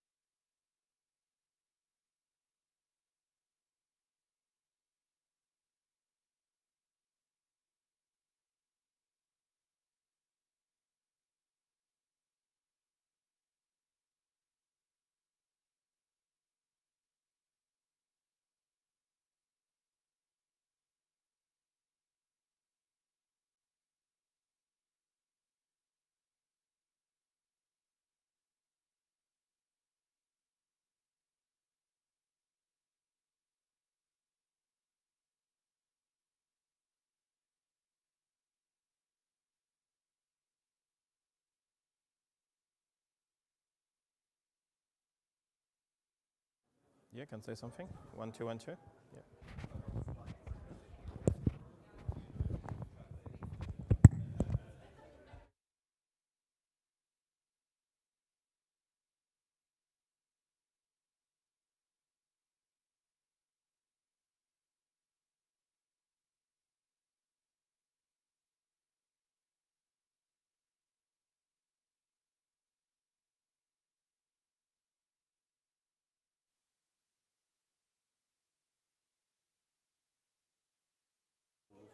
One, two, 1, 2. Yeah, that's one.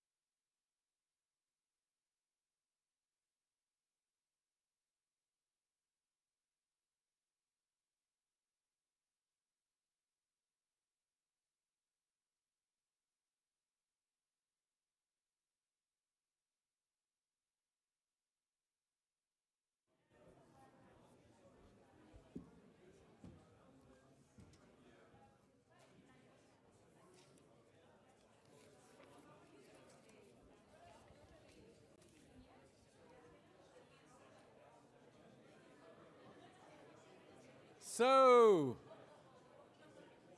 we recommence.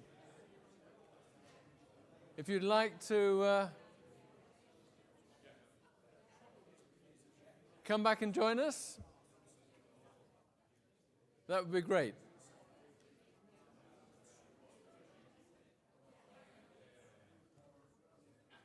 I don't like to stop the buzz. Actually, I rather like the buzz. But it's always nice when we keep to time, because that means you catch your flights and we can cover everything. So we've now got two speakers on protein alternatives, and they're both going to be online. First, we have a developmental botanist who worked for British American Tobacco. She's now the Chief Scientific Officer of the UK's Vertical Future. She gave birth to a bright new baby, I think yesterday. I saw the photo yesterday. It may have been a few days ago. But that's why she's not here. So she's presenting online, and it's about developing plant protein for meat alternatives. So we now have Dr. Jen Bromley.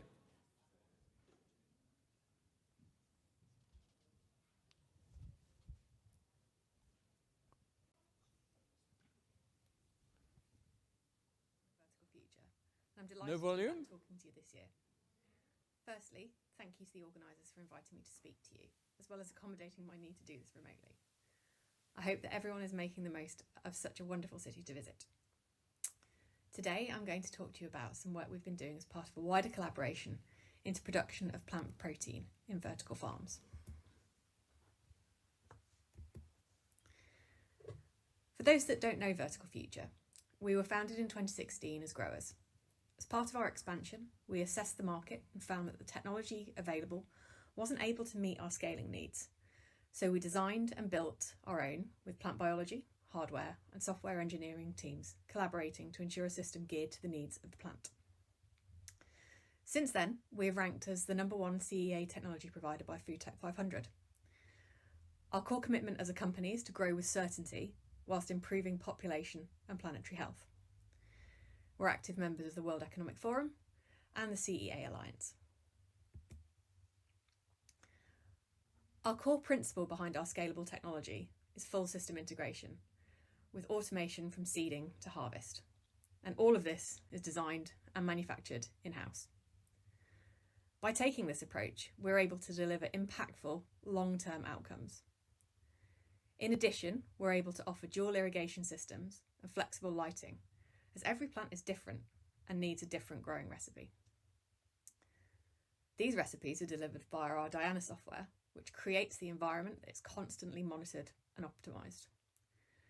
And all of this enables the flexibility of our clients to pivot where they need to. Now onto the topic of alternative proteins. The planet faces huge uncertainties and a growing population which is estimated to hit 9.1 billion by 2050. Now, one area of key focus in agriculture is protein. Now, 50% of the world's vegetated land is used for agriculture, but 43% of this land is used for animal husbandry, which is related to the animal protein sector. The remaining 7% is used for crops, and that's not getting any larger, so we really do need to be smarter with how we use it. Now, vertical farming of plant proteins is one route to reduce the land use pressures that we're facing in current crop agriculture. So our initial work was to look at which crops lived up to their hype. There are many reports of high protein leaf crops, some in peer review publications, others on health blogs, and everything in between. So essentially, we looked at what was on the internet, we made a list, and we made some initial targets. And these were pea, sunflower, fennel, fenugreek, quinoa, and amaranth.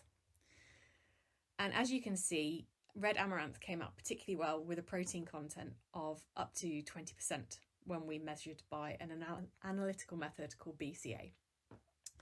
Now, one thing to note here is that BCA provides a much lower protein yield than other quantitation methods. So the DOMAS method, which is the one that's typically reported on food packaging, showed up to 40% leaf protein in the same samples. However, because I'm a scientist and I like to keep things on the safe side, we're talking more in the BCA space than the DOMAS space for the rest of the analysis that we've done here. So amaranth is a familiar crop to many vertical farm operators who primarily grow it as a microgreen, and it's used in restaurants around the world.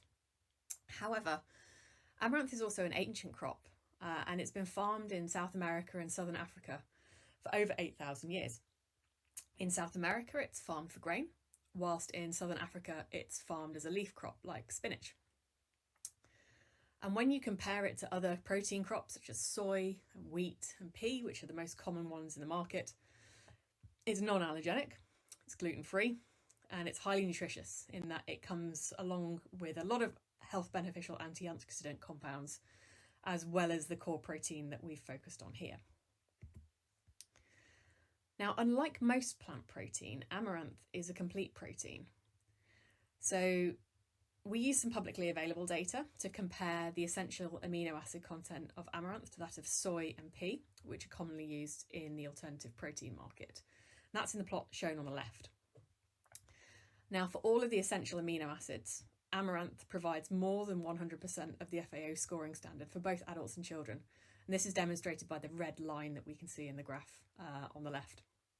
And this is quite a stark comparison when we look at pea and soy, for which most generally sit below this line, meaning supplements are needed for those following entirely plant-based diets, or complete transition to a plant protein diet isn't feasible for those who are more sort of flexitarian or more following a carnivorous approach to their diet. But through our partnerships in this project, we have access to a number of non-commercial amaranth species and varieties. So we compared those to those that are commercially bred to see whether these less derived varieties have a different protein profile. And what we see on the right-hand plot is that there is much to be realised within these less domesticated varieties, with up to 25% more protein available from some lines compared to those that are currently commercially grown. We also assessed the amino acid profiles of these non-commercial varieties. And happily, this tracked with the public data we'd already assessed. So again, I've plotted the data with a red line, the red line being the UN FAO scoring standard of 100%. Anything above that is good, anything below that shows that the protein is lacking in those essential amino acids. So amaranth scores really well across the board, whether it's the commercial varieties or the non-commercial varieties. We also looked at some of the non-amaranth varieties that I mentioned earlier in the study, so things like quinoa, pea, fennel, fenugreek. And you can see generally these perform relatively well in these studies, but when you look at leucine, methionine and cysteine specifically and compare those to amaranth, these amino acids are often below the UN FAO recommended levels. And in our analysis here, we can see for most of these varieties, it's below the levels, which means that you're not getting the complete protein that you get when you use amaranth. But I'd like to finish with a bigger question that we should be addressing as an industry.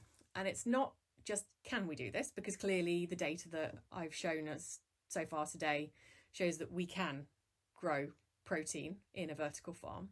The question is also, should we grow protein in a vertical farm? So at Vertical Future, we've carried out full life cycle assessment of our systems. It looks at everything through from system manufacture. So we're actually looking at the raw materials that our systems are produced from through 20 years of operation, and then a downstream life of those systems. And what that allows us to do is to then look at the embodied carbon in 100 grams of protein derived from amaranth compared to other proteins. We've also used this process to look at the derived protein in a kilo of lettuce, for example, or a kilo of basil produced.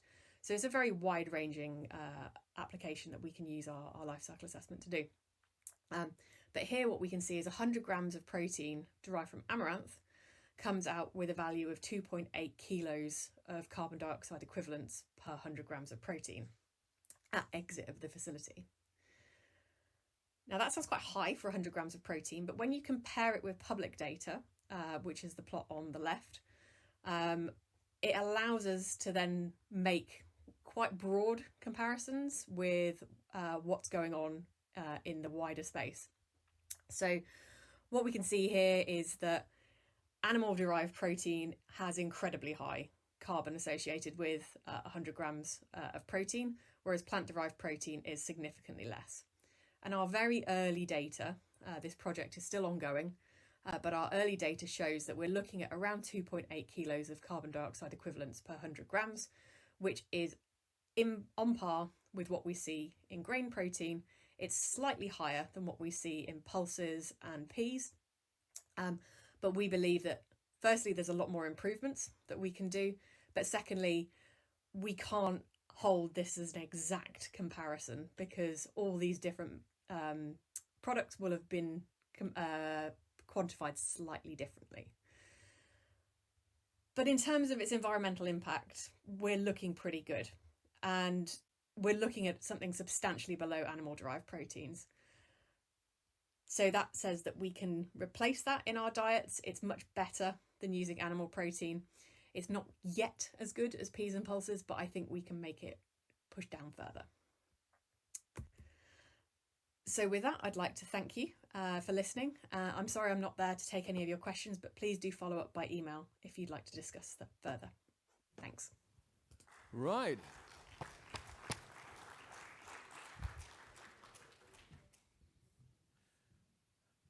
I think that's an exceptional research project, but also exceptional to receive the insights at a fairly early stage of the work that's being done.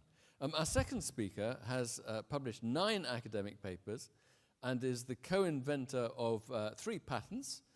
He's the co-founder and chief executive officer of Freezem in Israel, presenting now on breeding insects as a service for protein.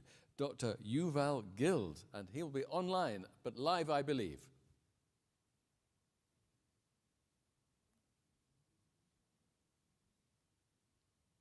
Yuval, welcome.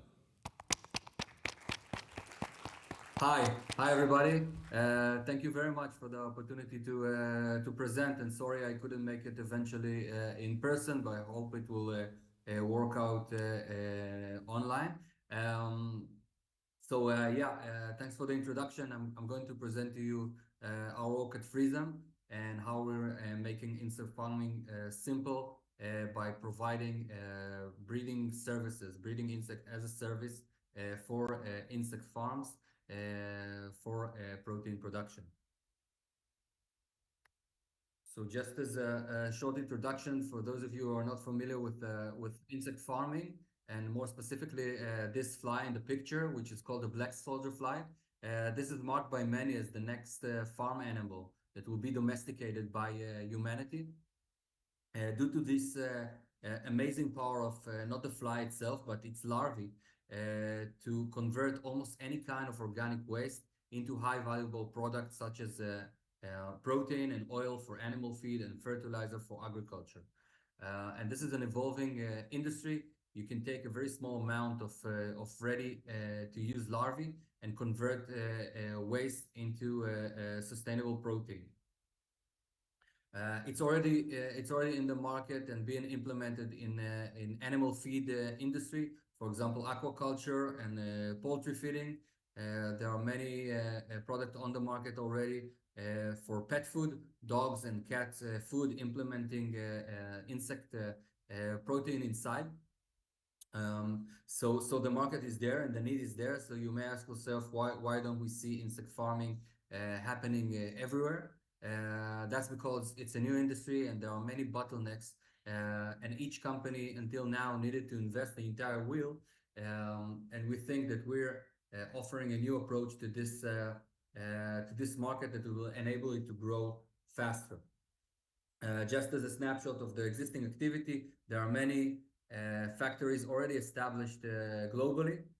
Most of them are in Europe with significant capex investment. All of them are vertical farms with controlled environment and a lot of automation inside to enable the precise growing of the larvae and converting them into insect protein. And many other players from the feed industry, from the waste management industry, from the retailers that are entering the market or are being interested in entering insect-based activity.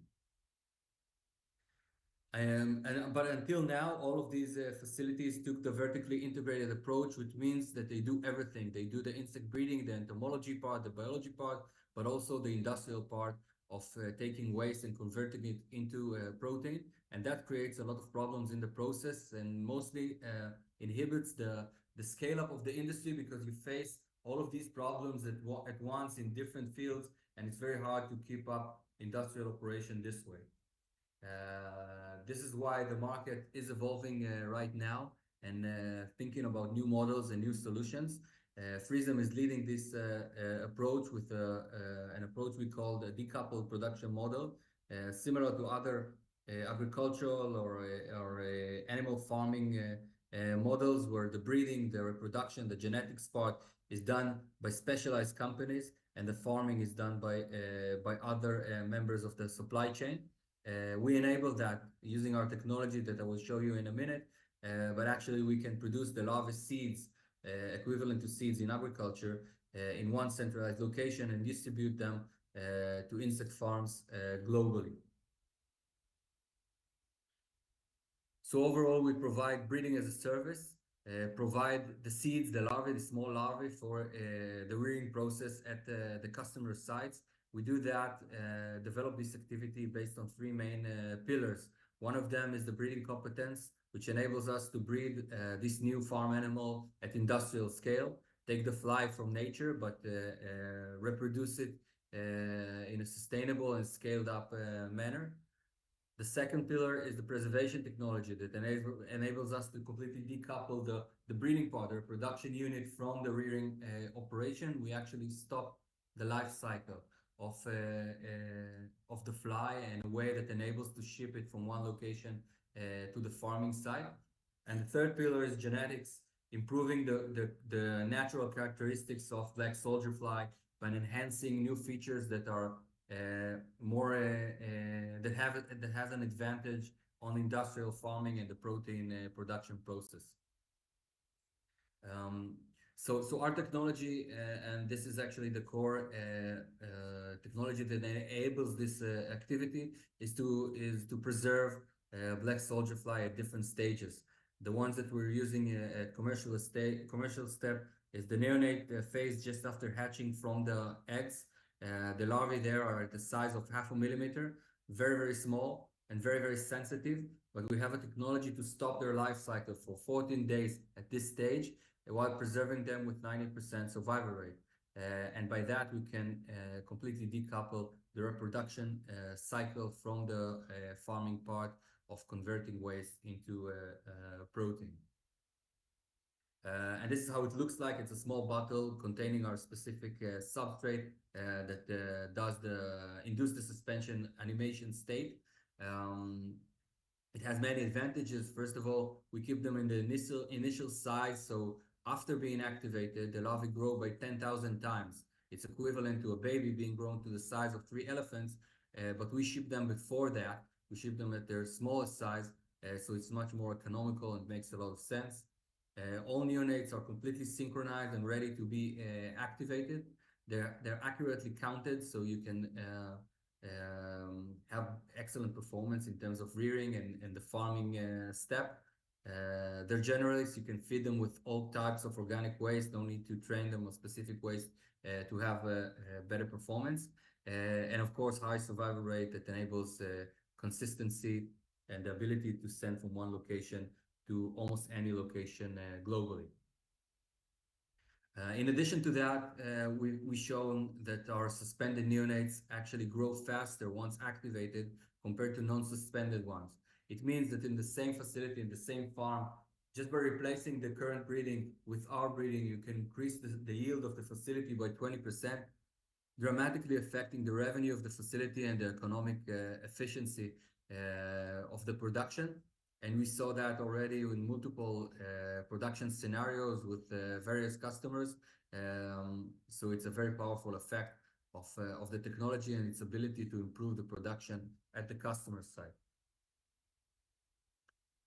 Overall, the breeding model that our technology enables is to completely decouple, to take off all the breeding parts from an existing facility. It means you can build a facility that focus only on the feeding part, only on the conversion part of the waste to insect protein.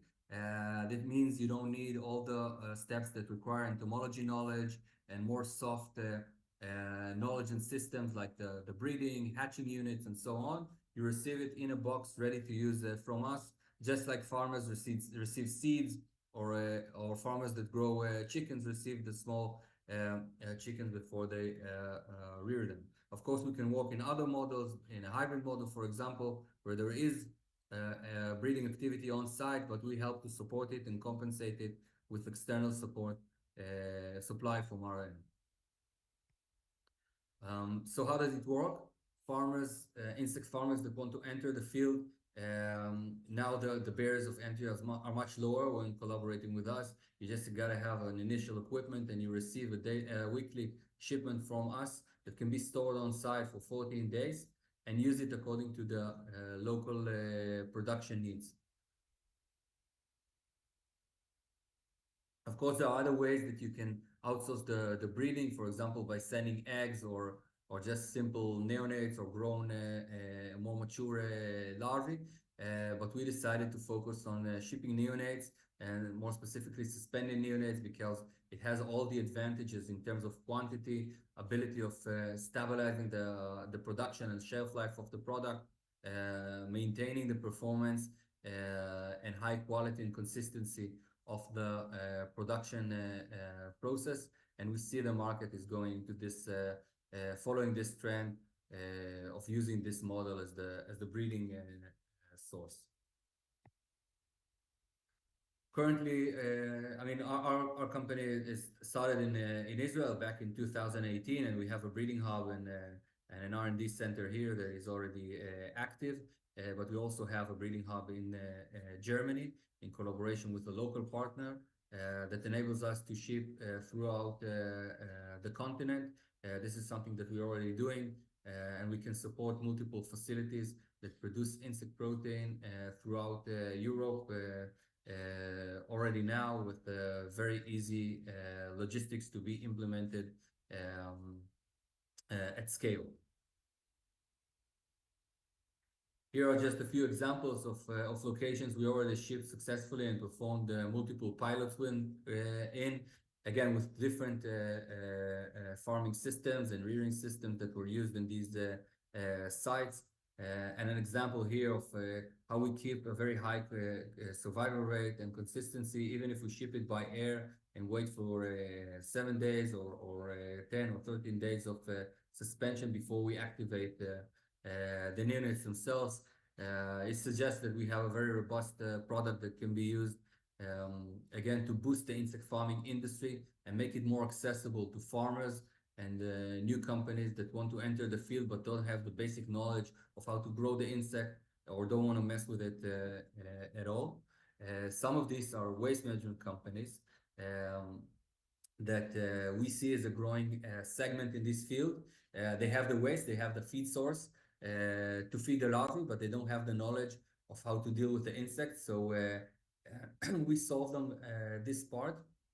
And this is one example we have on a collaboration with the largest food waste recycling company in Israel, where they set up a rearing facility without any breeding operation. And we support them completely by providing the suspended neonates to their site.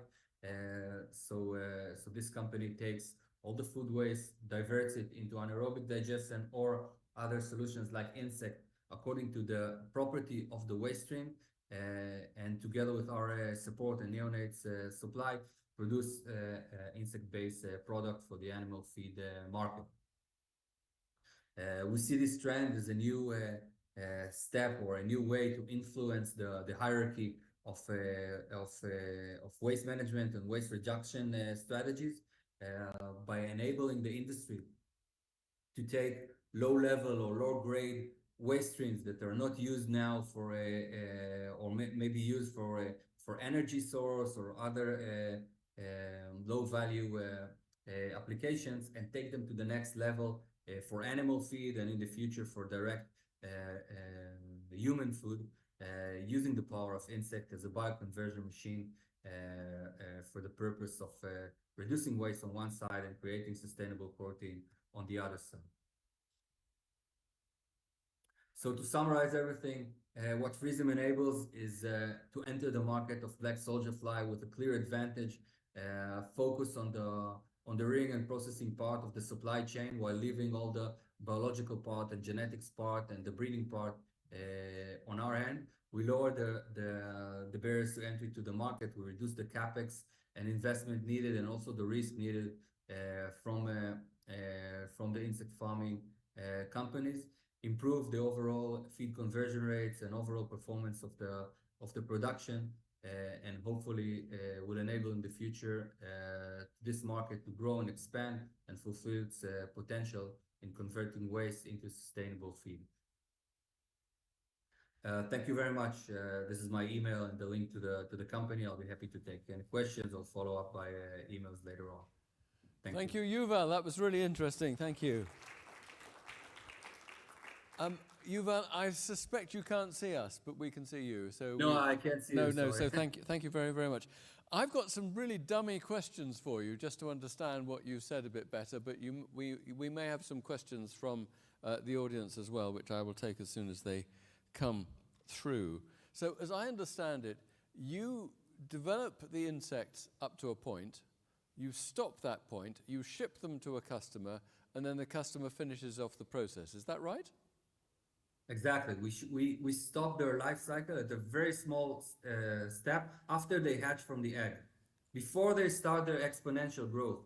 Yeah. Again, I told you before, they grow 10,000 times. So it doesn't make any sense to send them as they grow, but we stop them at the beginning, and then you receive them as a customer, you activate it, put it on a waste stream, and then it grows by 10,000 times, degrade the waste streams, and you can get the grown larvae and process them into the animal feed products. And do you train your customers to do that, or are they already, are they all starting with insects for the first time? So some of them already exist, like the pioneers of this industry, and we help them to ramp up their production and scale up and expand to new facilities. But others are new, like you said, like waste management companies that don't have any idea how it works. And it was too far away for them to enter the field once they needed to do also what we do. You need to take, waste management companies usually don't have biologists. But once you turn it into an industrial activity using our input of breeding, then it's very much simple. And then we support them by connecting them to the right suppliers, helping them to design a facility and to implement our product in the best way to succeed with it. And animal feed is the main end use of the insects, is that right? Correct. There are many companies that aim also for a direct food consumption of people, but again, there is the yak factor that people don't want to eat insects, and we also think, that until you will have to do it, or maybe it will require a cultural change, people will continue to eat meat and fish, but you need to impact the supply chain already now. We don't have time to wait. And by converting the feed or supplementing the feed with insect protein that is being created from waste streams, we think we create a very high impact by not changing what we eat, but changing what the farm animals eat. Which makes a huge amount of sense. I've got a couple of questions now. Can you please explain what the process looks like to grow the insects? How complex is it? So there are many ways to do it. For example, in Africa, you can just grow it out of the open. But let's say in Europe, what is typically done is that you put it in a vertical farming inside of trays. You fill the trays with processed waste that is being converted into a feed mix, a formulated feed mix for the insects. And then you deploy our product, like these small bottles with pre-counted, ready-to-use neonates on the waste streams.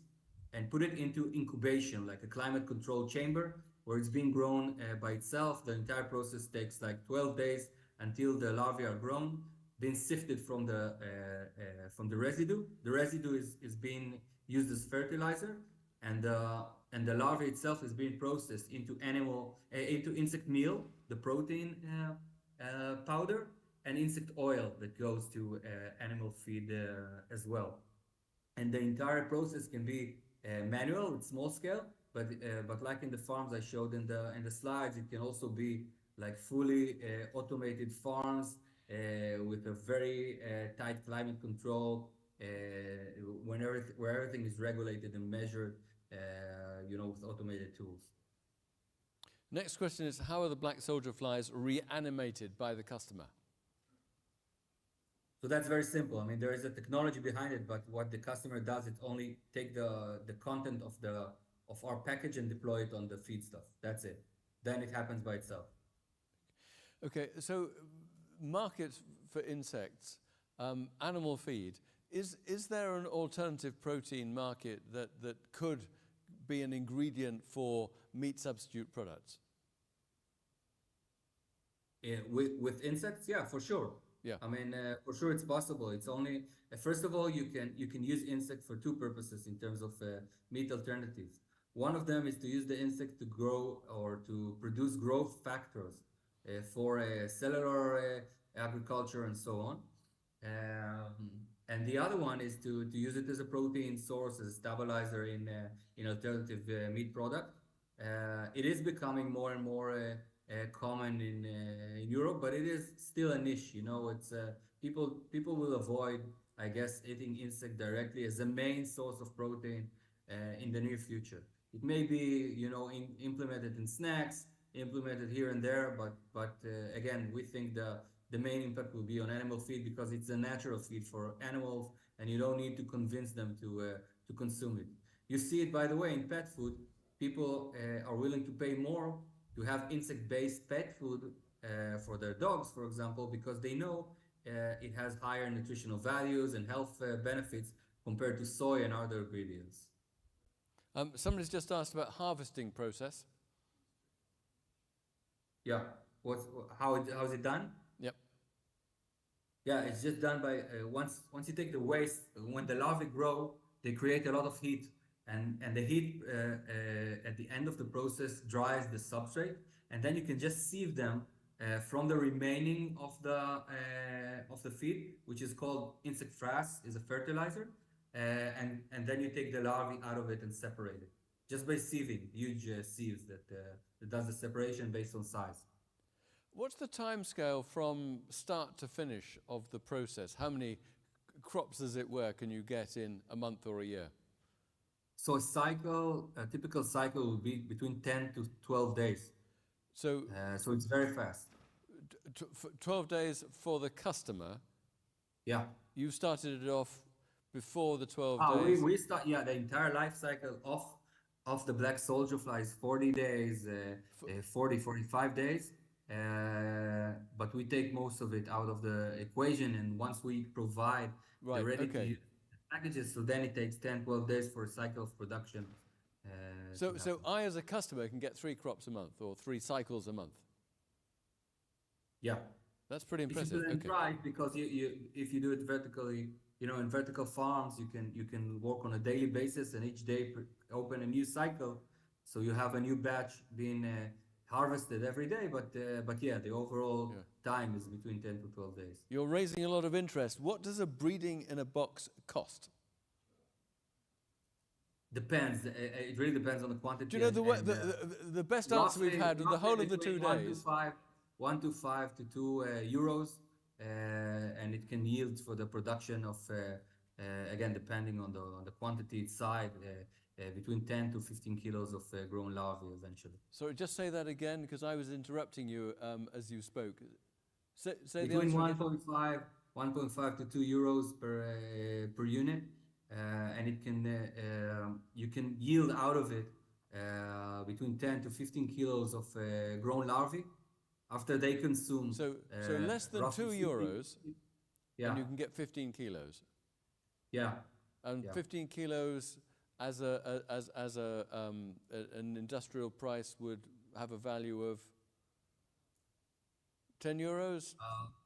Yeah, yeah, something like that. Something like that, because it's been converted into protein, and yeah. So it's potentially quite a big return. Yeah, it's a big return. It makes everything much more simple because you don't take the risk of developing this part yourself. It's a very unstable part, the breeding part. You need to be specialized in it. You need to know what you're doing, and it has a lot of risk concerning biology, entomology, which is almost unstable by nature.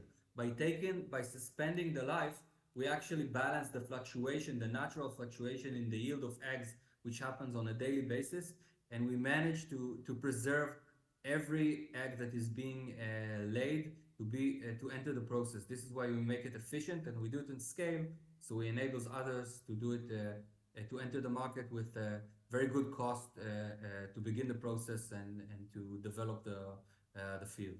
Absolutely fascinating. Well, thank you, Yuval, very much. Just last question. How big is the opportunity for the sector of insects as protein? Is it a $10 billion market? Is it a $100 billion market? Or is it a niche market? Again, it will be in steps. First of all, it's a few $billion-dollar market for the next couple of years for sure. But the market needs to be mature, and it needs to reach price parity with alternative protein that it needs to replace. So the first step would be to replace fish meal, which is a major component in aquaculture. You need to be there in terms of quantity, and you need to be there in terms of price. The market is very close to it. Once it will happen, this will be a tipping point for the entire industry, and you will see an exponential growth because the potential there only on fish meal is something like $4 billion a year. And again, that's we're not considering the potential in replacing other ingredients later on, and also the pet food industry, which is also growing rapidly and is interested a lot in these new types of sustainable proteins. Well, Yuval, I found that absolutely fascinating, and I think everyone else did too. So thank you very, very much indeed. Thank you very much. Bye-bye. And good luck with developing it all. So thank you to Yuval, and we conclude with 4 innovator case studies. We start with a professor of protected agriculture and controlled environment at the University of Queensland in Australia. He's got a roadmap for applying artificial intelligence to improved yield and quality. Professor Paul Gauthier. Paul.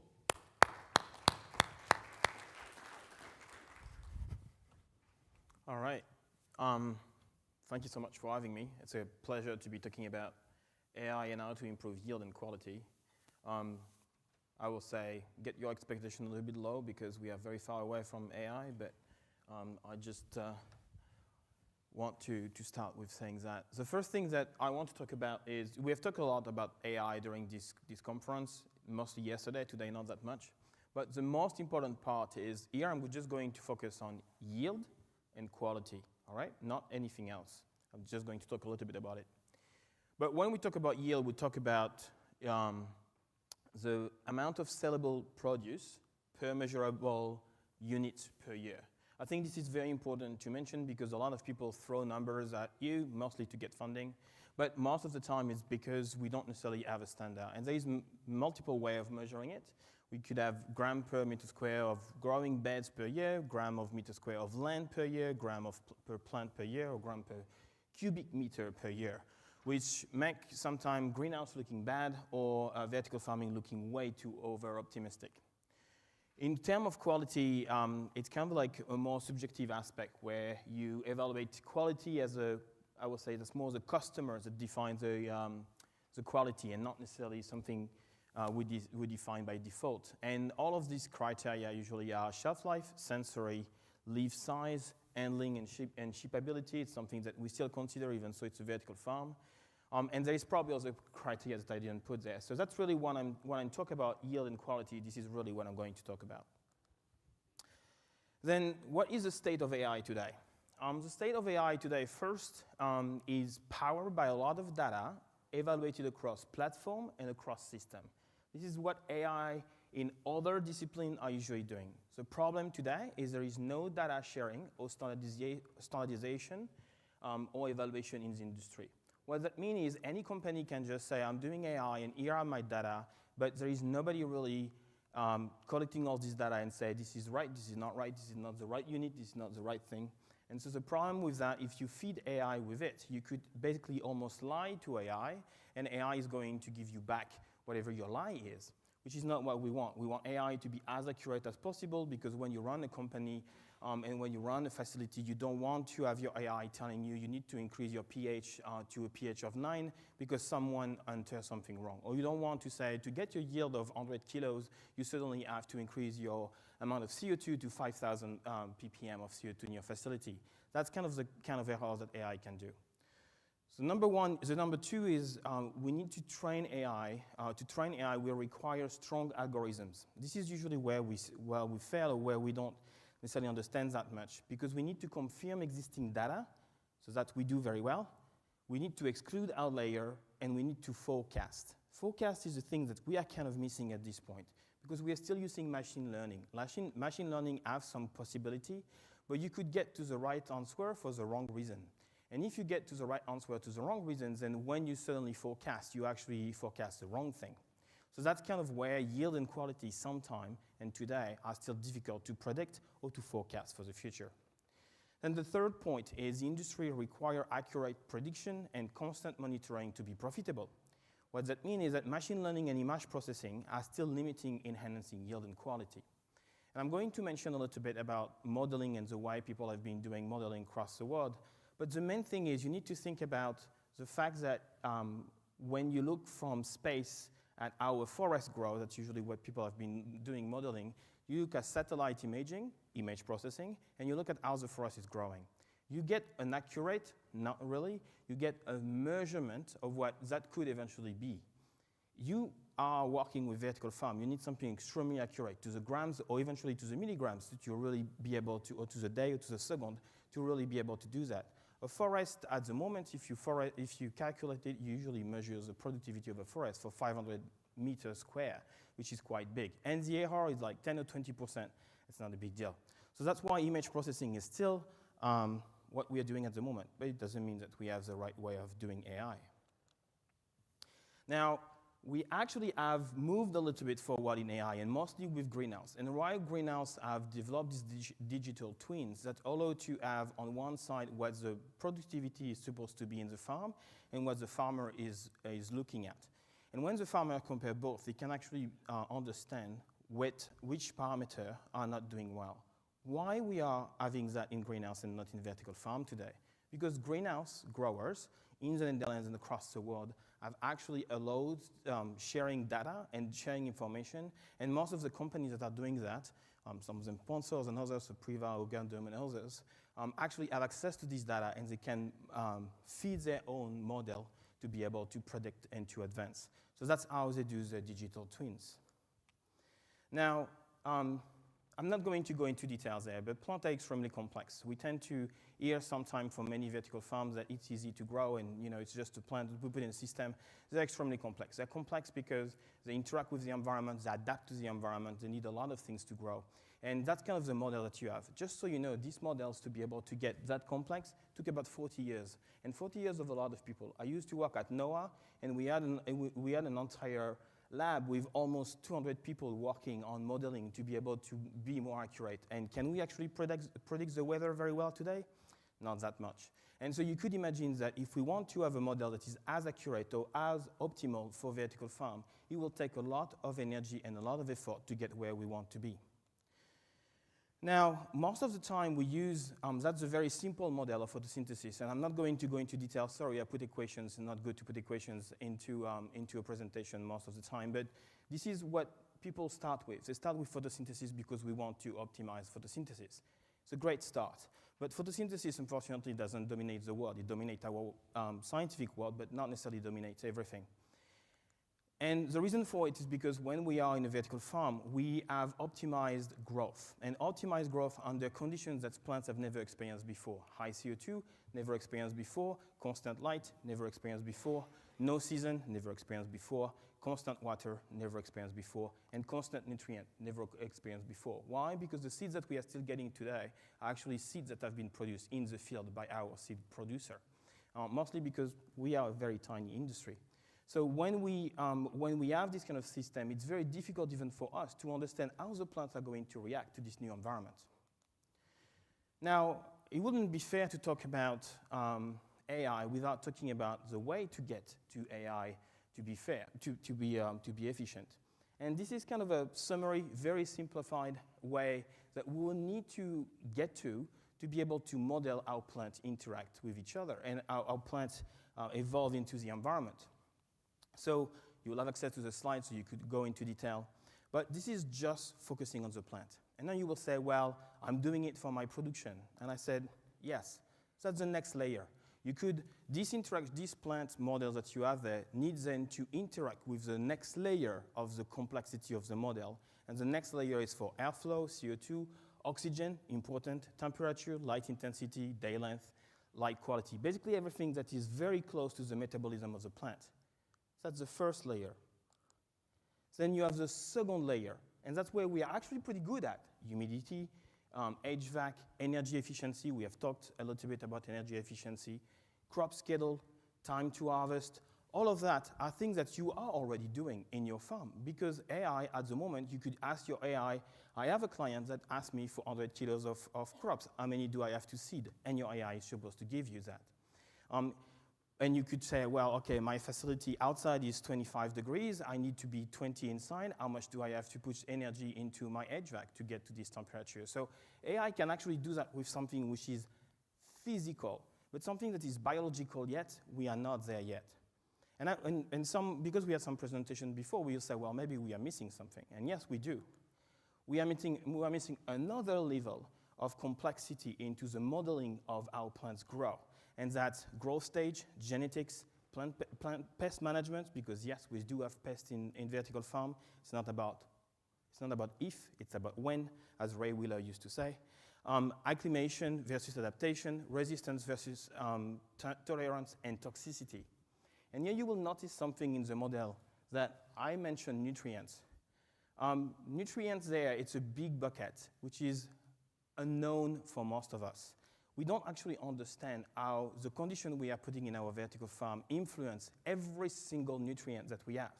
The balance between nitrogen and potassium is important for lettuce, but it's actually totally the other balance for basil. And so all these differences are really critical to be able to understand. But at the moment, we don't have this knowledge. Why? Because most of the knowledge we have on nutrients is based on research from UC Davis in the 1960s. And not a lot of people are really looked into it because it's extremely complex. Because every single nutrient changes with each other, and the balance is important. And we don't have that for our crops.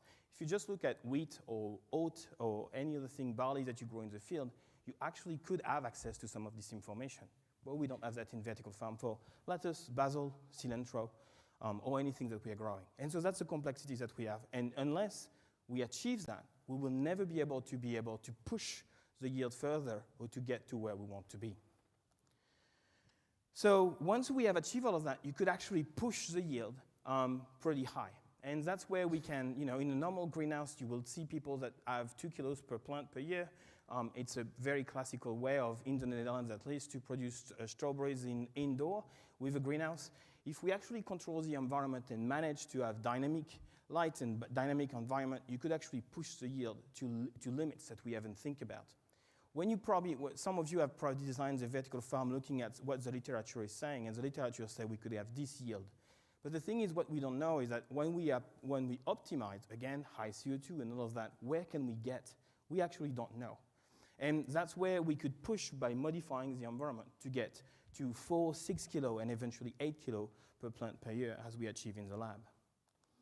We can also look even beyond leafy green. We can talk about modeling for cacao and coffee and other things. We are doing that in our lab, and it's actually really impactful, high return crop, and also who can live without coffee and chocolate.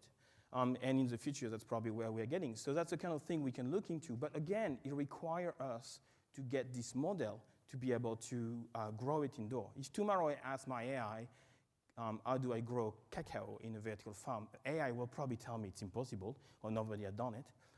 But it's not going to give me the right conditions. Why? Because we don't have the knowledge. Nobody has done it.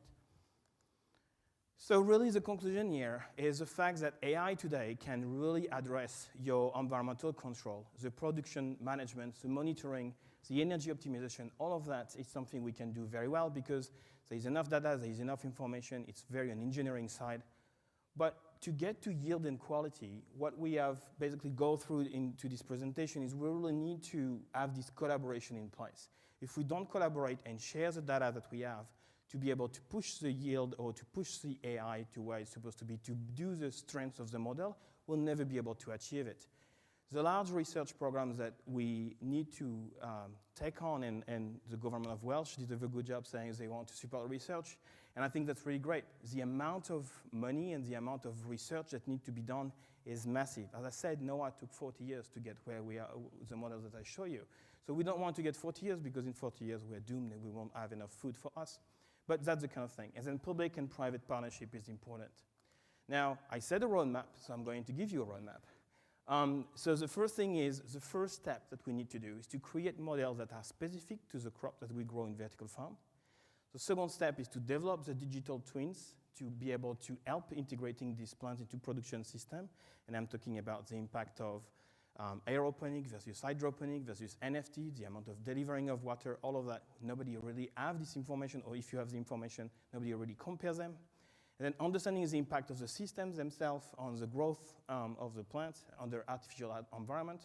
And then finally, when we get all these points solved, then we can train our AI to mitigate the burden of complexity of plants.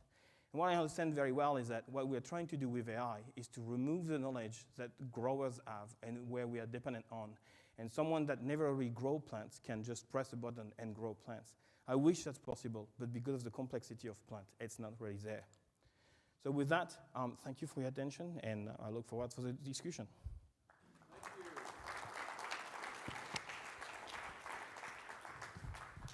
Complexity and a long way to go. Next, we have the Assistant Director in Agricultural Research and Innovation Centre at the Republic Polytechnic of Singapore, and she'll be talking about improving nutritional quality. Dr. Ritu Bala.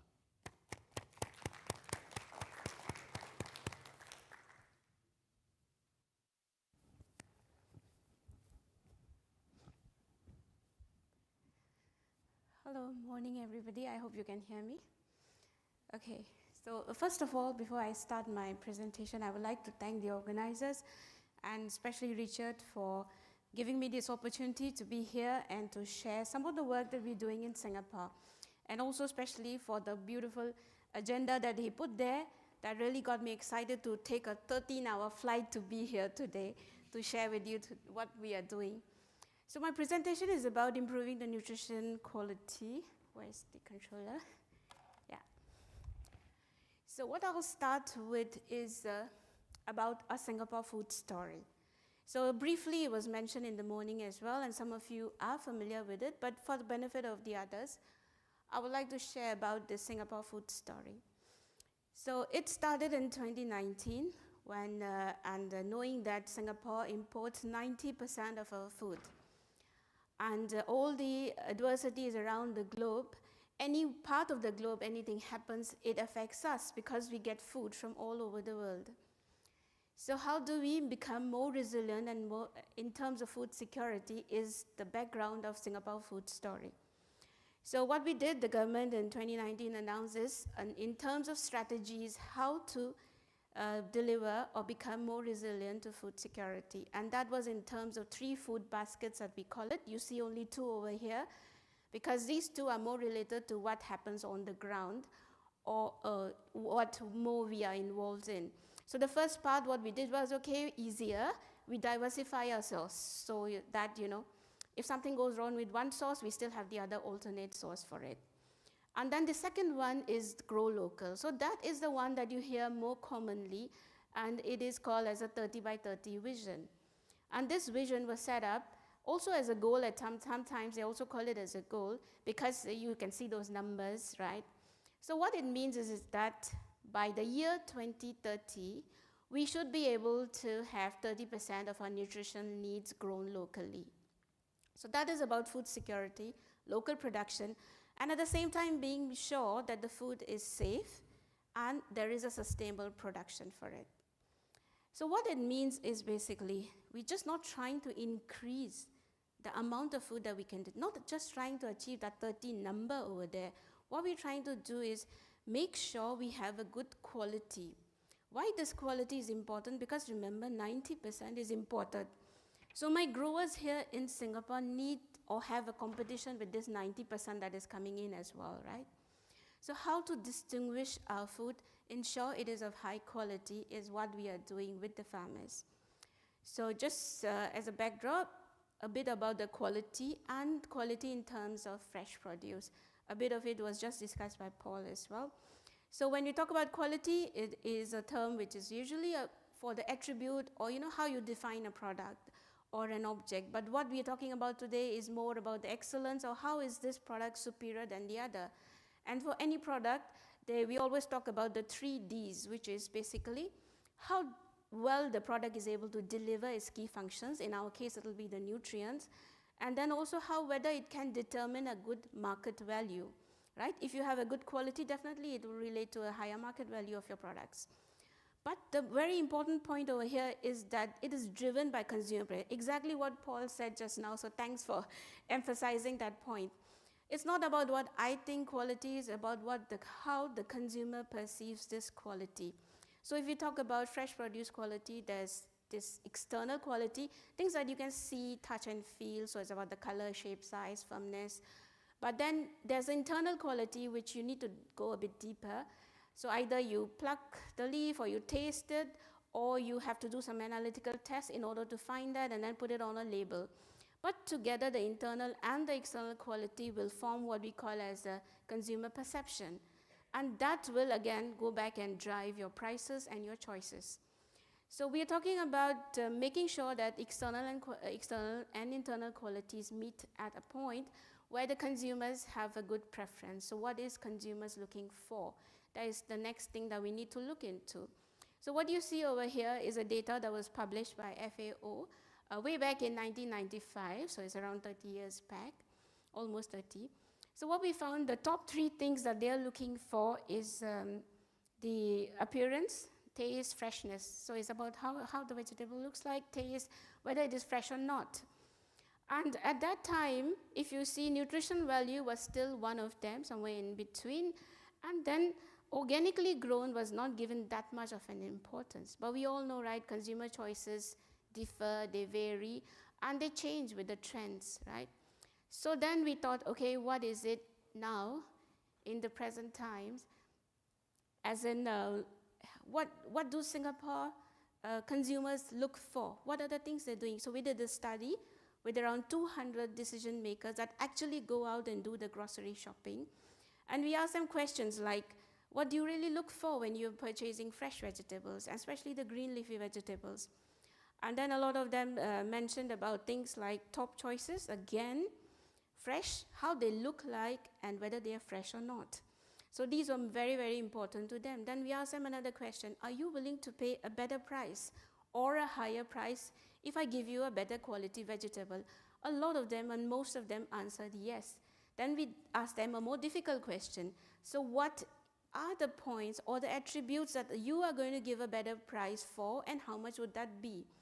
So the top 3 things that they are going to give a higher value would be for less chemical used in the production, then whether it is organic or not, organic matters to them, whether it's fresh or not, and very importantly came up a new point which is closer to the choice of all of them, is whether they're enhanced with nutrients. So if you go back to my 3 Ds, they are still relevant, right? Because our nutrients or vegetables are meant for higher nutrients, right? Since young we've been told, okay, you must eat more vegetables, they are rich in nutrients, and we often choose vegetables because they are rich in nutrients. So why not? I mean, it has to be one of the key things the nutrients or the consumers are looking for. And then in terms of how much they are willing to pay, they said around 10% premium. And these are really people who go down. So if I do a poll here, I'm sure a lot of you will say 20% or more. But then these are real people who do the shopping. They say 10% more premium if the vegetables have labels like less chemicals, organic, fresher, or enhanced with nutrients. So now we also went ahead and spoken to the HoReCa industry. So this is a more recent one. The previous one was in 2022, and this is 2023 when we speak to the HoReCa industry, because they are big off-takers for these local farms. So we asked them, in terms of selecting a supplier, what are the things that you look for? So when you can see the top one is competitive prices. I don't blame them because they're doing business, right? So business being business, they're looking for higher pricing, they're looking for consistent quality. I think yesterday also it was mentioned, I don't care my microgreens are grown on space or not, but they need to be consistent, they need to be here every day, so a stable supply chain is very important to them as well. So you can see the choices for the HoReCa industry are more a B2B, so they are more, in the end, they have to run a business, so it is geared towards that.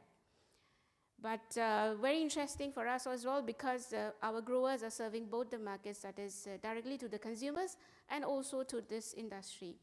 So knowing the preferences of consumers, the next question is, can vertical farming meet the consumer preferences, right? So the images that you see here is of our lab. It's just a small portion of the lab you see, it's much, much bigger than that.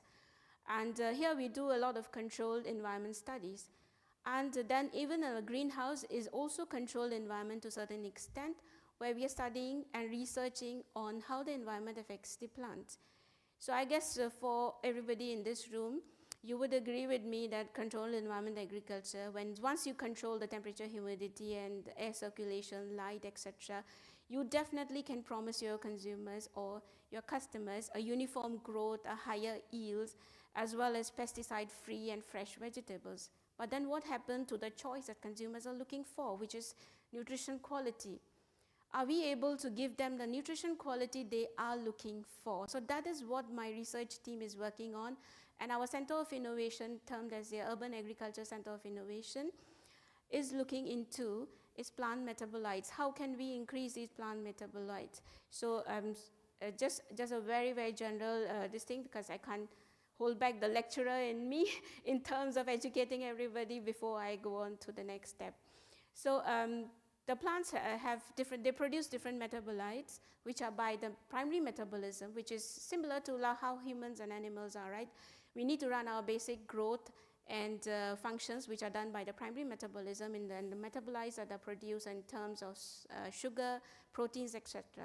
However, primary metabolism will lead to secondary metabolism, which is for more specialized functions. And often it is also in terms of a defense mechanism that the plant have. And then as a result, these compounds are produced in very, very minute quantities. And these quantities, even though small, they have a very big impact on the plant. And these are the antioxidants, vitamins, and all the good things that we are looking for when it comes to nutritional quality. Interestingly, external factors like light, temperature, and water nutrients can affect the secondary metabolism as well. So what we are trying to do is enhance the quality of the plants, and by various factors that can affect. So this article tells you that most important over here are the nutrients and also your light that will affect the growth of the plants. And besides that, when we did a review and we published a book chapter on air and temperature as well, they can affect, but they affect in terms of more therapeutic compounds if you're looking for that. Talking about the light, there are various kind of combinations of light that can be used in terms of which particular compound do you want to, or which particular quality do you want to increase in the plants. So because we are rushing for time, I'll not go through all of them, but I guess the ones that I mentioned over here are something that we have found over the years, especially for our Asian greens. Why we need to do a lot, because there's a lot of results and published for lettuce, but not much published for Asian greens that we grow in Singapore.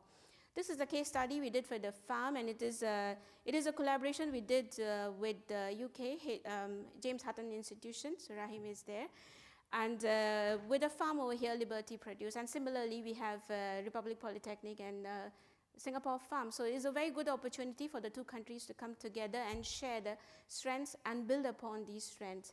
And with the changing of some of the lights, we were able to solve some of it. So it's a hybrid system. We grow certain phase of the plant under the control light, and after that they are in the greenhouse. The next one is about water stress.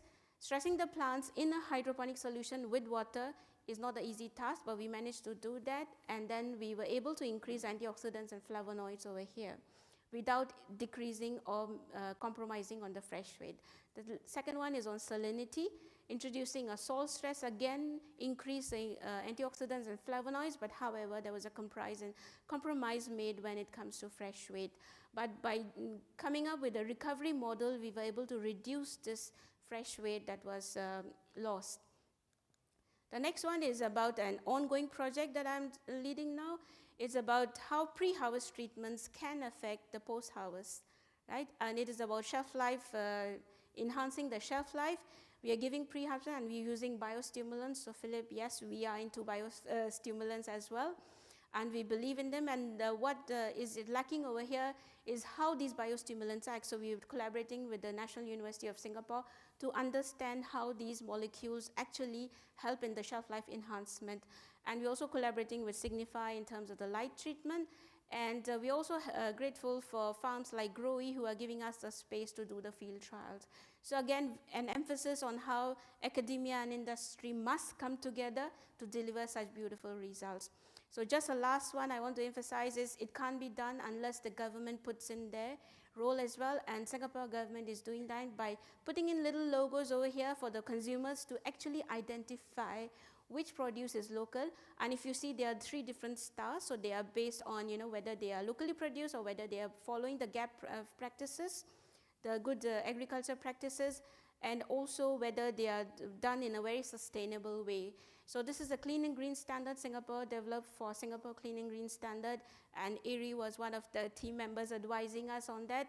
And the farms are now looking into having these on their labels so the consumers can easily identify, relate to their preferences, and then they can come up with also their labeling in terms of nutrients, like this is rich in calcium and all. I won't go to the summary, is there, but very important just to highlight is the fact that yes, vertical farming can tailor to the consumer needs, but it has to be done in a scientific way. Again, I'm referring to Paul's speech just now. In his talk, he mentioned, and I couldn't have done it any better, how he mentioned about importance of understanding the plant, the science behind it, and then going into changing your environment.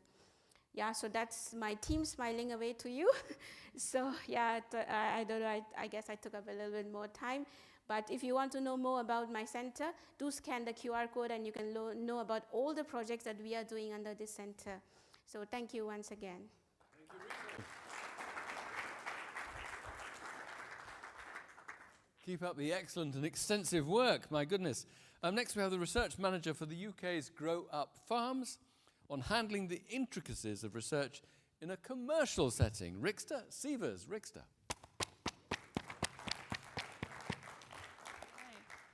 Can everybody hear me all right? I'm assuming so. Okay, grand. Hi.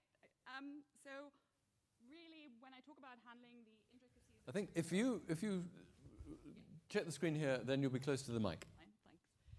So when I'm talking about handling the intricacies of research in a commercial setting, I'm really talking about embracing complexity, which we've already talked a little bit about this morning. So to explain sort of how we view R&D at Grow Up, I'm just going to make that easier for you. If I bring, oh my goodness.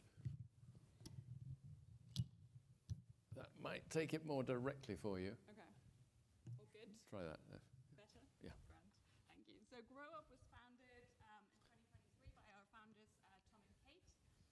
At that point, it was an aquaponics unit in a shipping container.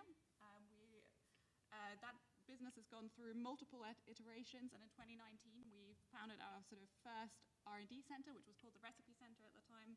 It was not purely an R&D center, it was also a proof of concept site where we started sort of developing our first sort of baby leaf recipes. We started building our production site in Kent in 2022 and went into production there in 2023.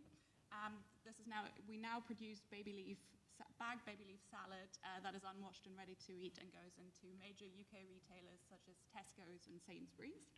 And at the same time, we transplanted our R&D centre from Shropshire, where it was located originally, to the Leaf Lab in Cambridge, where we are now. And so what am I talking about when I'm talking about complexity within the business? So essentially, we have 3 drivers of complexity. We are an impact-driven business, so sustainability and impact comes first for us, which means we have to think about sustainability and impact in everything that we do, which means we think about it at every point in time. So we think about it in terms of the seed, the substrate, all of our inputs, and we think about it through the supply chain, into the supply chain that we are a part of, given that we produce a bagged salad that is wrapped in plastic. So we think about the plastic choices we make. We also think about consumer education. We choose to think about what type of packaging we use, why we use that type of packaging, and unfortunately, sort of plastic is still sort of the best option for us at the moment, and we think about sort of the logistics. The next part that increases our complexity is the fact that we produce a product that is unwashed and ready to eat. So food safety and hygiene is really, really important to us. And so we're very keen on producing or building a resilient system. And when I'm talking about a resilient system, that is a system that where we sort of support the beneficials within our system, and we keep the pathogens out. So we are also sort of thinking about how do we sort of support the microbiome and the biome in general that we exist in, and it's also why we've sort of chosen to separate our primary R&D site as well as our production site. So essentially, the way that we view R&D is that we do a whole bunch of sort of messy R&D. We get to break stuff, I tend to say to my team, and move that before we move anything into production. So there's multiple validation steps that we have in place before anything goes into production, because we want to make sure that we're not interrupting the supply chain that we're supplying into. So before it has any negative impact on production, we choose to sort of try it on the R&D site first. And then, as multiple people have already said here over the last day, is that we're trying to do all of this at scale, and we are doing it at scale. So bigger system, different problems, different challenges, and additional complexity, because suddenly you've got conveyor lines, you have to bring things from seeding into your chambers, out of your chambers, and all of that, packaging, etc. So how do we embrace complexity as a business? So there's multiple steps here. One, we choose to see it as opportunities and not purely as challenges. There is an opportunity to innovate, to foster innovation, to be really sort of, to try and adapt and improvise and play around with things, which is this point specifically. So when I'm talking about improvising and adapting, I'm really thinking about sort of trying out technology that exists already in the horticultural industry and in the wider industry outside of sort of typical vertical farming, but also talking to people who have nothing to do with our industry usually. I've had some fascinating conversations with people who exist in the biomedical industry, as well as people sort of purely focused on sort of aerospace engineering. It allows us to sort of adapt technology to what we needed to do and figure out sort of how far we can stretch things. The other thing that we're doing is collaborating with partners and learning with each other. So one of our key partners is GrowFoam, as we currently grow on GrowFoam, and they've been really key into allowing us to sort of collaborate on the substrate that we're working on and optimizing the substrate for what we need it to be. Other people that we're working with is a company called Concert Bio that looks at the microbiome in more detail, and that's something we're really keen on sort of preserving. And we're very keen on collaborating with anybody in the industry who's willing to collaborate. And the other part is that we don't exist in isolation. We exist as part of an industry, of a very small industry. We are all competing against sort of traditional agriculture, not really against each other. And so I would sort of encourage everyone in the audience to collaborate with each other rather than sort of all act in isolation. We will learn more from each other, and in the end, as multiple people have said already, we're losing knowledge by people going under rather than using that knowledge and all spending that amount of money on R&D that we could be using together. Thank you. Thank you very much. And our last contribution we've got online, and then we'll do the panel after that, is the Managing Director of Microthumbs in South Africa. And he'll be talking about microgreens to strengthen immunity and to reduce inflammation. Rick Hine, have we got you? Good day. My name is Priola, and I am speaking on behalf of my Managing Director, Rick Hine.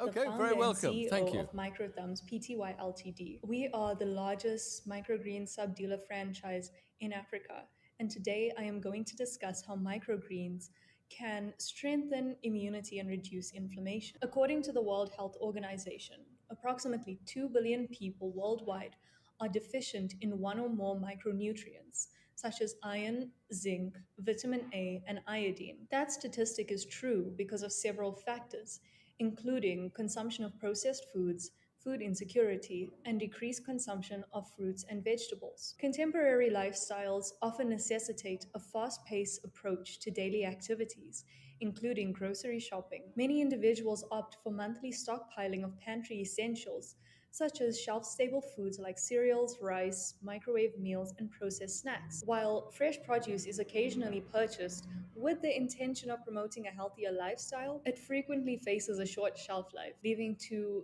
a preference for convenience food. In contrast, historical societies often relied on frequent market visits to procure seasonally harvested produce for daily meals. This practice was essential for survival, especially given the challenges posed by prevalent diseases like the plague. Modern societies frequently prioritizes efficiency over nutritional quality, potentially compromising the intake of essential nutrients. Food insecurity, the ability to consistently access sufficient, safe, and nutritious food, is a pressing issue in South Africa and many parts of the world. The statistic that approximately 30% of South African households have experienced food insecurity is a stark reminder of the challenges faced by millions of people in the country. For individuals in lower socioeconomic groups, the priority is often not about choosing organic or nutrient-rich foods, but simply about filling their stomachs. The immediate concern is to provide sustenance for themselves and their families,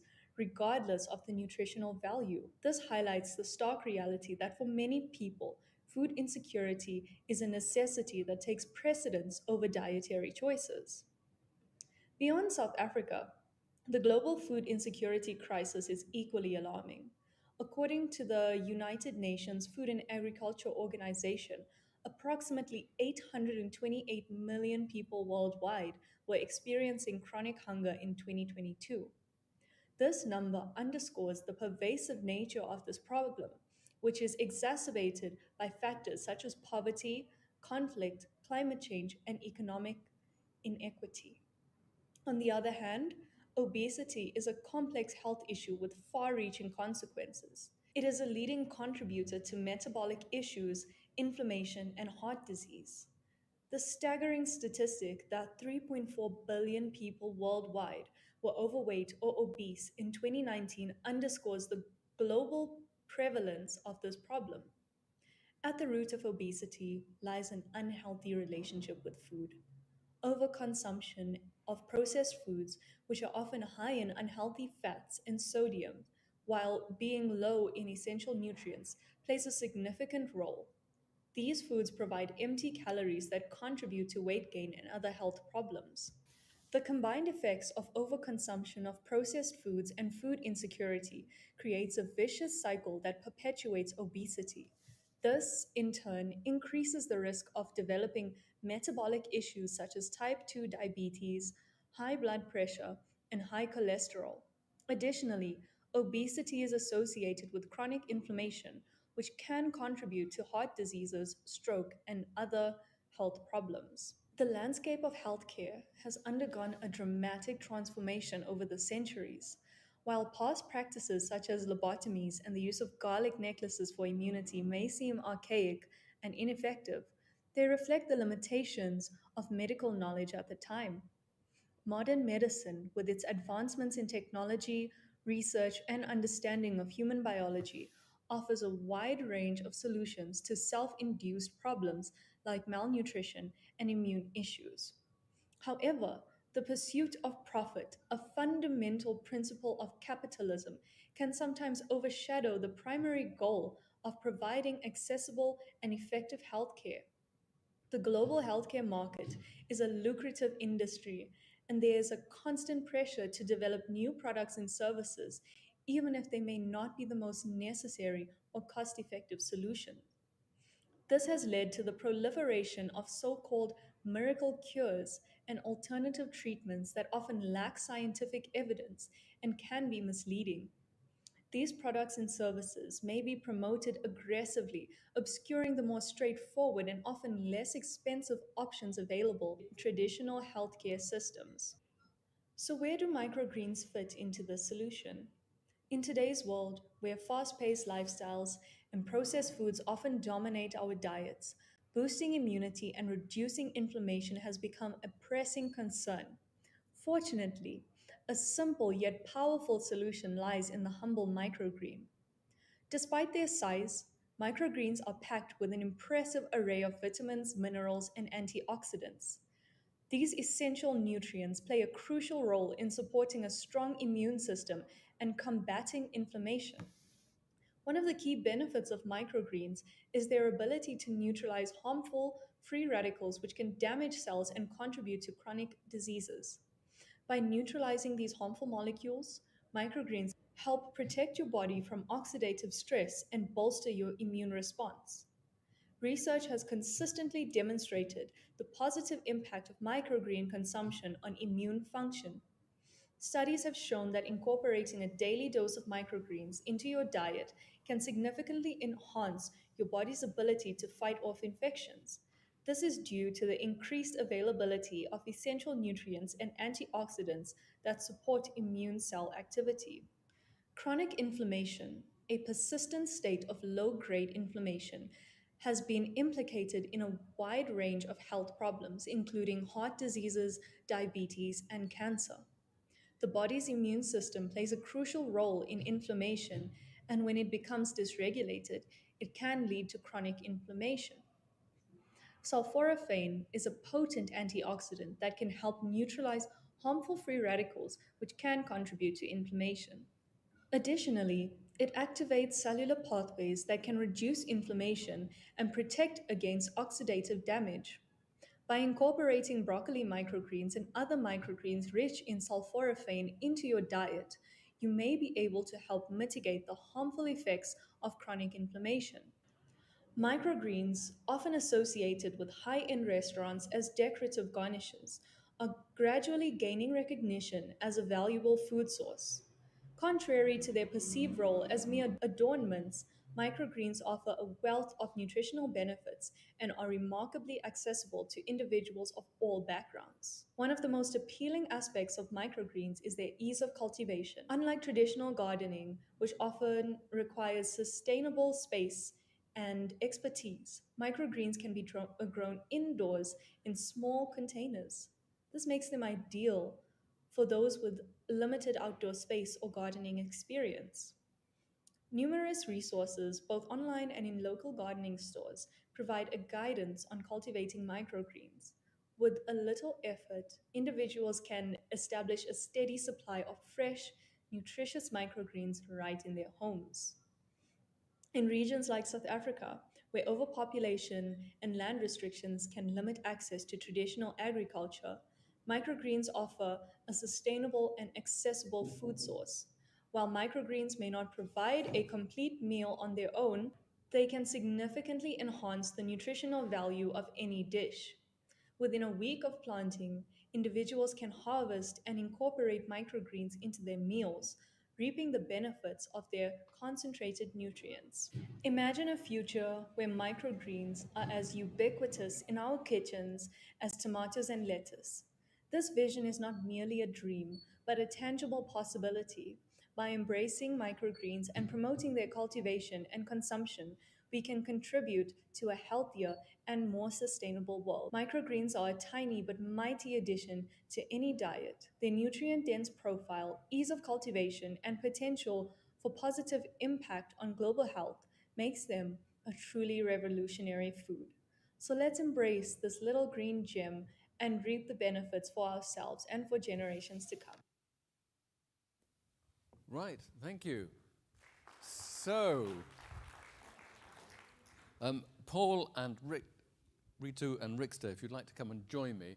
Do we have Priola online? We don't. Okay, so it's just the three of us. Thank you. Okay, well, at least we've see for microgreens, that was pretty impressive. So we've got, if the three of you join me, that'd be really nice. Thank you. I've always had a problem with vertical farming and nutrition because everyone says the nutrition is better, and I totally believe it, but the science doesn't seem to be very common, and the proof points are all there. What is the research telling us, and how do we promote that nutritional advantage better? Which of you would like to answer first? Go on, Ritu. Okay.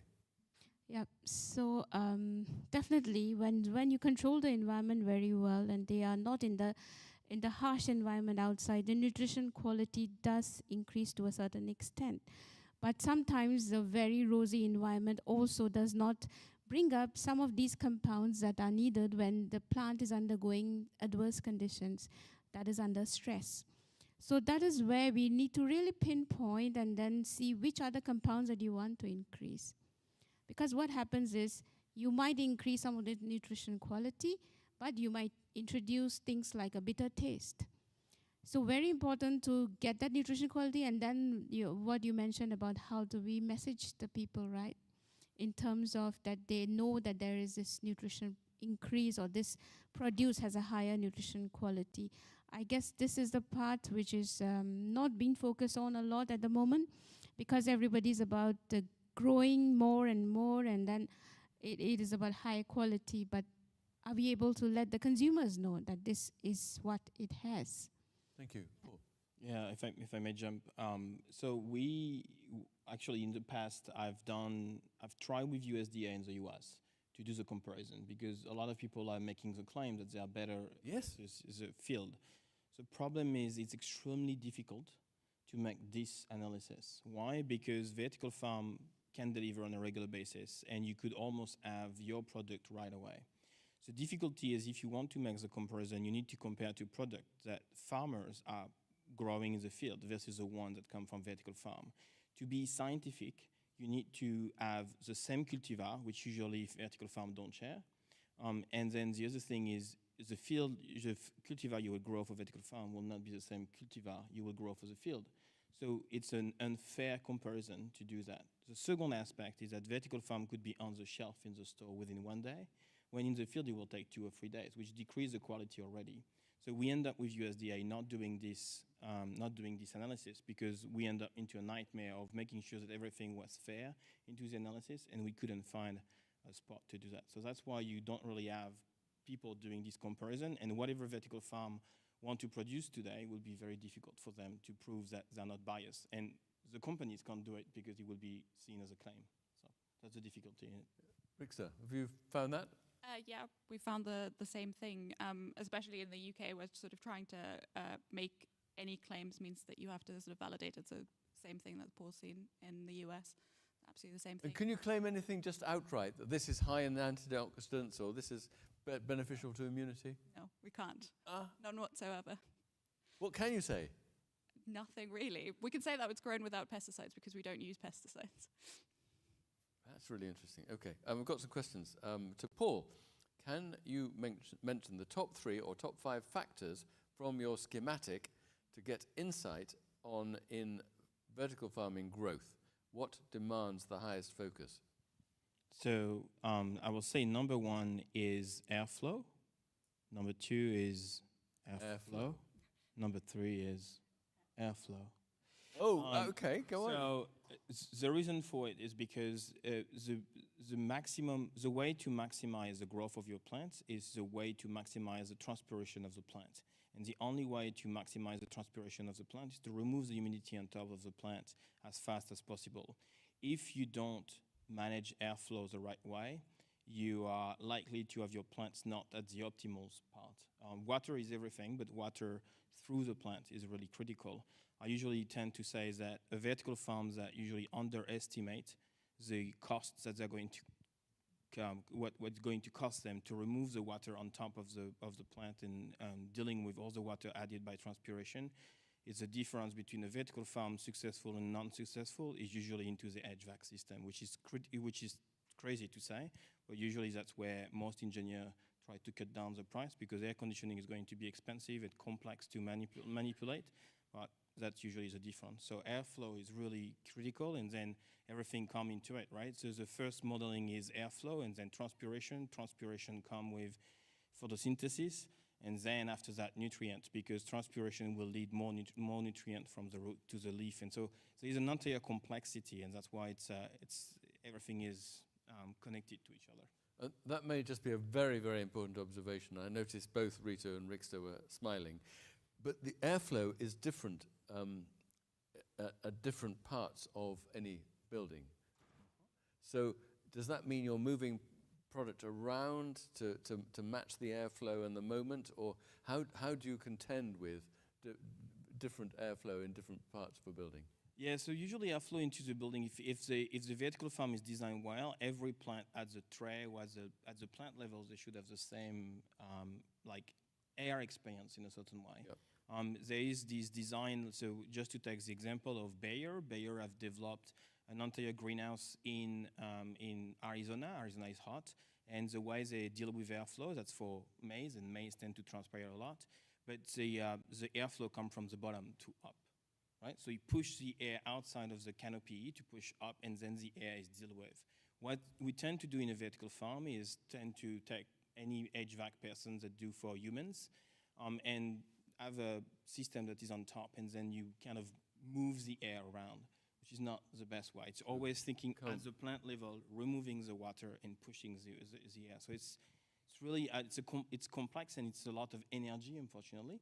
But some people can do it very well by having small environment or different environment. But airflow is a critical part. We have seen differences of yield between 50 to 70% difference just because of airflow. Rixta, is that your experience? I mean, we've definitely done a lot of work on airflow, and we've sort of we see the impact on yield. We also see the impact on morphology, and so we're very keen on sort of understanding how we sort of use different airflows to affect morphologies of our crop. Airflow is one of the key things. So before we go into working with our farms in order to increase some of the compounds that they're looking for, first thing is to fix the airflow and get the things right. So that's what I take it as basic. You know, you really have to get your basic there. The baseline is there, then only you can focus on certain targeted compounds, and then you talk about increasing some of these contents in the plant. Somebody just wanted to check with you, Ritu, same question, ranking of improvement, water, light, nutrients, air. Is air your top?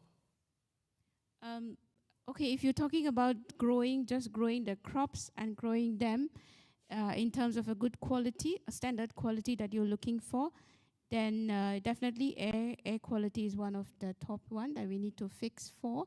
And then it's very difficult to really put them all in a ranking, because it's a living thing, right? The plants, and they are so complicated that if you screw up with one, everything else gets screwed up along with it as well. Okay, next one is on 30 by 30. Is there a focus on plant-based diets to meet nutritional needs, or is the emphasis primarily on alternative proteins like cultured meat? The 30 by 30 consists of 3 different things that we're looking for. One of them is about proteins, and which comes from the eggs. So we are really looking into increasing the production of eggs locally in Singapore. The next one is about alternate protein and plant-based proteins as well, both of them hand in hand in order to get the protein parts right. And then the other one is about the green leafy vegetables that we are doing as well. Question for Rixta, how many crops are you growing for sales, and how many do you grow for R&D? What crops are you focusing on next? Okay, so how many crops are we growing? So we grow baby leaf lettuce, we grow sorrel, and we grow cultivated rocket. and that's sort of we do for sale into bags into retailers. We've looked at several other sort of leafy greens in R&D. We've also looked at some other things. I think primary focus at the moment is leafy greens. Okay, and development opportunities. Get the present right first, and then that's sort of the aim. Like, we want to make sure that we get this right, and then we want to understand sort of where is the next opportunity in the market. Sort of where can we provide the most value. Okay, lots of technical questions. Paul, what difference between mathematical modeling and AI algorithm modeling? Oh, that's a very good question. It's almost the same. There is definitely I'm not an expert in AI modeling in the way of like AI work to understand the questions, but the algorithm that you create for the AI will use the mathematical modeling. So if you use ChatGPT, for example, at the moment, there is actually Wolfram that got now integrated into ChatGPT, and Wolfram are all these algorithms you could actually ask for photosynthesis into it. And so the algorithm, the AI, will use the mathematical model to answer the question. So it's a way of analyzing and running different simulation to be able to get to the answer that you want. AI can be an enhancer of mathematical. It does for sure. Yeah, it does for sure. Yeah. My screen's just gone black, but the next question I recall was how. Let's come back again. 30-30 vision. How realistic is that? It's only 5 years away. Is it too ambitious? Should the transfer of academic knowledge to commercial operation have been started? So are we going to get there? Are you going to get to 30 by 30? As I mentioned, 30 by 30, are you able to hear me? I suddenly sound soft. Yeah, so it is a combination. So we have made a lot of progress in terms of getting the production of eggs on there. Then there's also fish, the aquaculture. It is also much more mature, but vegetable farming is much more in infancy. But in the point that was made, that whether it makes sense. So definitely we are not really looking at just a number to fulfill as 30. What we're looking at is really, this is a vision that the government has set up, and then for any vision or goal or a smart goal per se, right, you do need numbers to be there for a target to achieve. But it has really helped in a lot of farms being set up. There's a lot of R&D grants that are available in this, and there are agencies that have really changed a lot of things that will make it easier for the farms to now have buildings converted into urban farms, the warehouses. So things were not there when we started this 30 by 30. So if you ask me, in the 5 years, we really have made progress.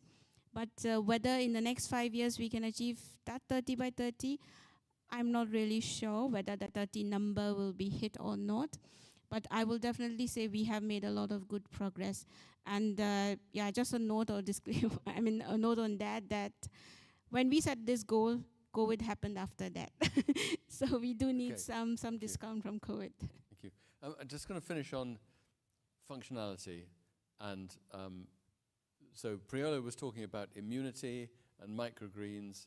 Rixa, you mentioned the microbiome. Rita, you talked about fortification. Can we improve people's diets through what we are doing, and what work are you doing to improve the functionality and the health benefits of products that we're working on? Ritu first. Definitely we are looking at improving the nutrition quality. And when I talk about food that is imported, it's definitely at least 3 days older that we get to eat once it's in the supermarket and on my table, versus when I'm trying to give my consumers very fresh food which is harvested and sent to them within 3 hours. So there are farms who are claiming on that within 3 hours. And definitely we are saving on the nutrient loss, so I'm giving a better nutrient to my consumers. So for us, I think the focus is that we're obviously we're local to the UK, so our product has a much shorter sort of logistical pathway to get to where it needs to go to its consumers. So again, they've got fresher produce. I think there's a big part of sort of consumer education that's needed. and also making salad cool. In the end, it is salad, and not everybody eats salad. And in order to get people to eat more fresh fruit, there's that big consumer education piece, just to have people eat more fresh fruit and vegetables. And that's a big focus in the UK already, but sort of engaging in that process, I think, is really key. Yeah, I think the simple fact that we are putting vertical farm everywhere, we are providing fresh produce to everyone if we can make them affordable. And so by itself, we're just changing the diet.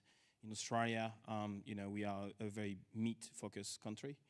And so, just having a little bit of salad next to a big piece of meat, it's a change of the diet itself, and it will improve the health, which we can think of the Middle East or even Iceland or others where they can't really produce lettuce, outside because of the conditions. By just providing lettuce to them, whatever the quality is, it's improving the diet.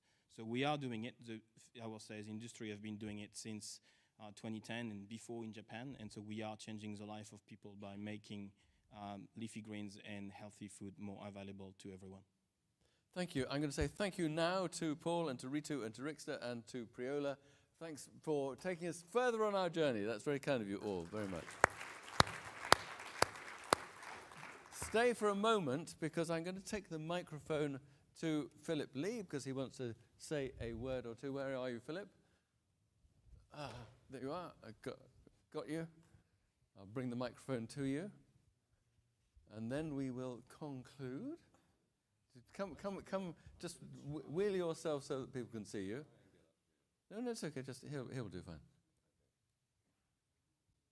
Thank you. Did somebody switch you off? Yeah. Hi, everyone. I just wanted to add two things.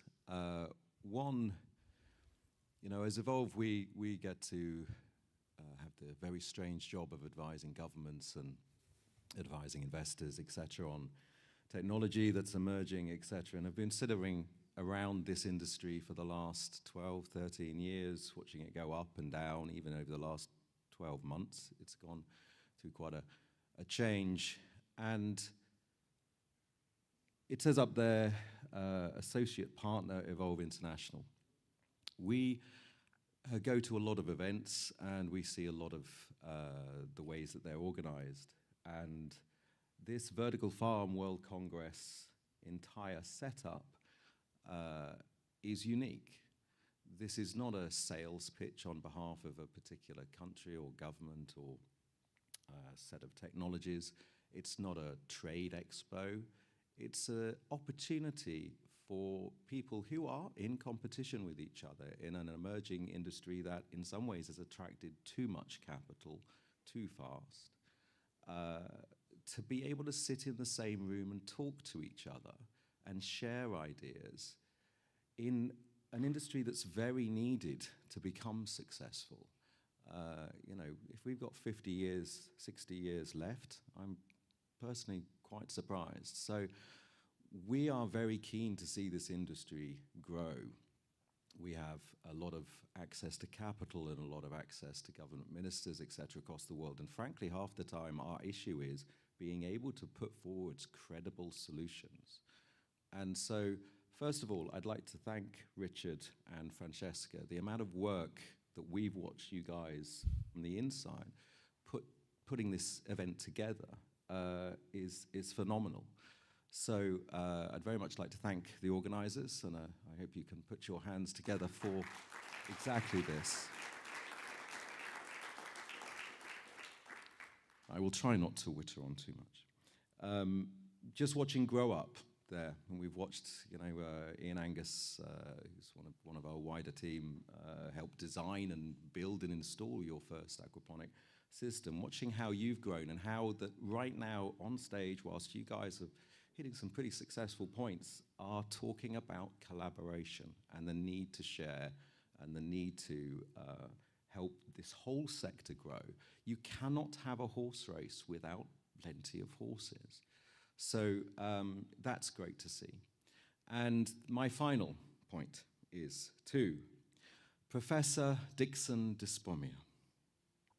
Born on the 5th of June, 1940 in Louisiana, which explains a great deal that you were born in New Orleans. Now I've actually read up on it. I've never bothered to. Many of you may not know, Dixon is nothing to do with vertical farming. He is an emeritus professor now, but is one of the leading professors in microbiology in the world. And at a point where most of us would be going, that's it, I've done my career, I'm going to kind of slow down now and play golf, is when he decided to really start pushing this crazy idea called vertical farming back in the late 90s, 1990s. And Dixon, I don't know if you noticed, but I think you forgot your skis. But watching Dixon move around, he's flown all the way here from New York with his wonderful wife.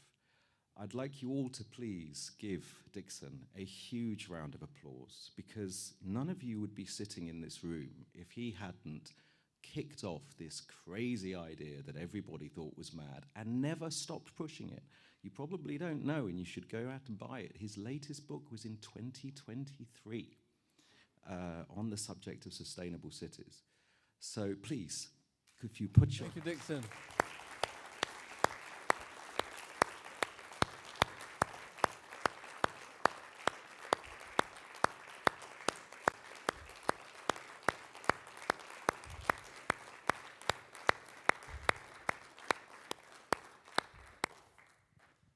And on that note...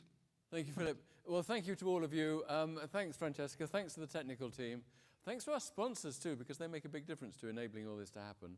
And I really do believe that we have bottomed out.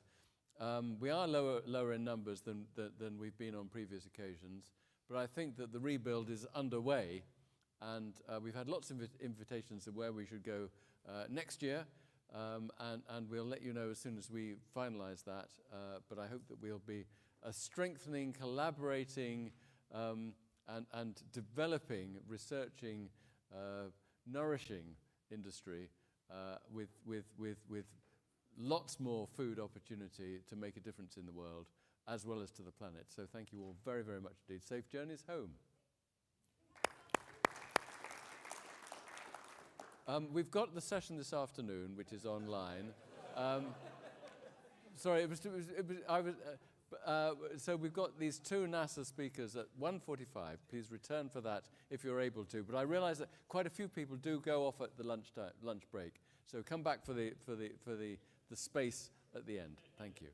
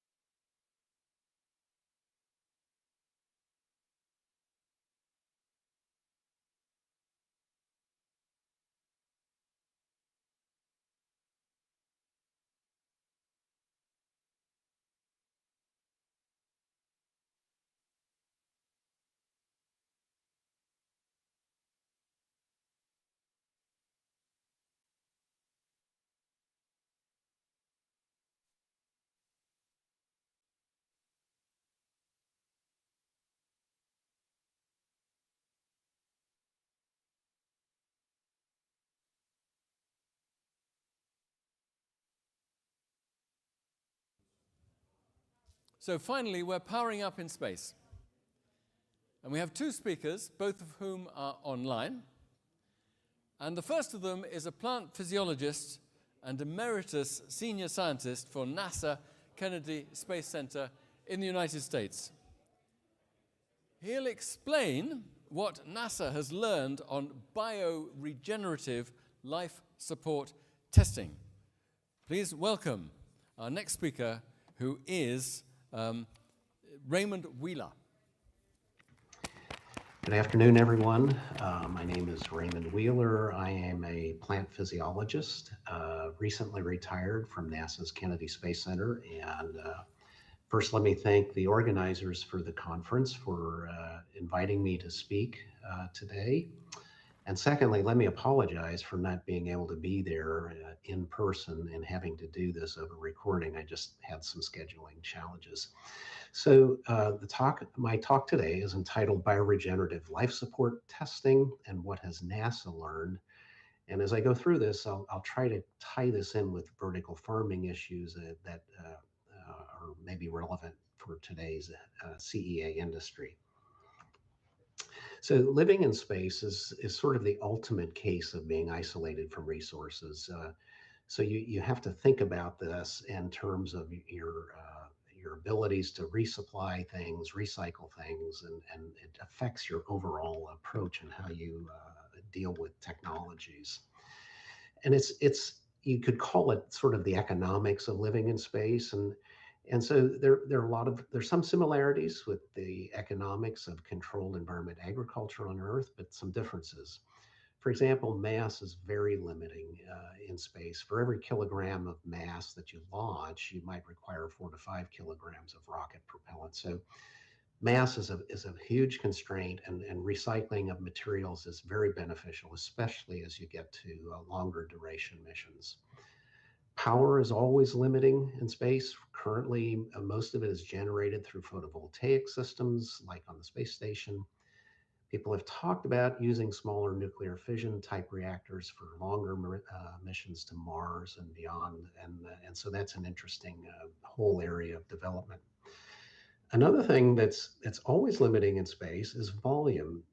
We don't have infinite vertical dimensions like, say, a farmer in a field might have, because you have to be in protected, pressurized habitats. And so this is an interesting analogy with vertical farming that is faced with limited footprints, say in urban settings, for example. We're also limited by crew time. So this is maybe analogous to like labor costs. You maybe want to mechanize and automate things, especially tedious projects, so you're not tying up the crew in their valuable time. Power, as I mentioned, there's an example with the International Space Station showing their photovoltaic arrays and generating the power for the space station. Volume, again, a photo from the space station on the left. You see the crew crowded into one module there. And on the right, you see a crew member sort of squeezed into a module where it's a logistics module where they store trash that is sent back and burned up when it departs from the space station. So I want to just quickly insert here, the volume constraints has driven a lot of NASA's plant testing for life support over the years in terms of looking for dwarf varieties that are high yielding, but still short. And here are some examples, courtesy of Bruce Bugbee at Utah State University. They did some breeding work with wheat. You see that on the right. And then there are even existing genotypes out there that are already available, like the rice picture shown on the left. And we've done some variety trials with things like lettuce and, tomatoes and peppers. You can see there in the center. So life support for space, what do you need? What are the inputs? And this is pretty obvious to most of us. We need oxygen and food and water. You see some numbers there on that left-hand panel. And if you use a lot of water for things like hygiene and flush and laundry, those totals go up. But it adds up to some mass per person per day. And at the same time, we're also generating waste products, things like carbon dioxide, metabolic solid waste, waste water. And so that adds up to a mass. And so you can see if you do this only through stowage and resupply, it becomes prohibitively expensive very quickly. So we really need to think about regenerative technologies to provide these kinds of life support needs. Well, one approach to do this is using biological systems, for example, plants.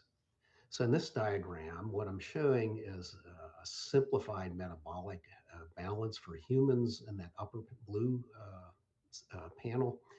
You see we need food and we need oxygen, and that's how we get our metabolic energy. And then we produce carbon dioxide gas as a waste product from that.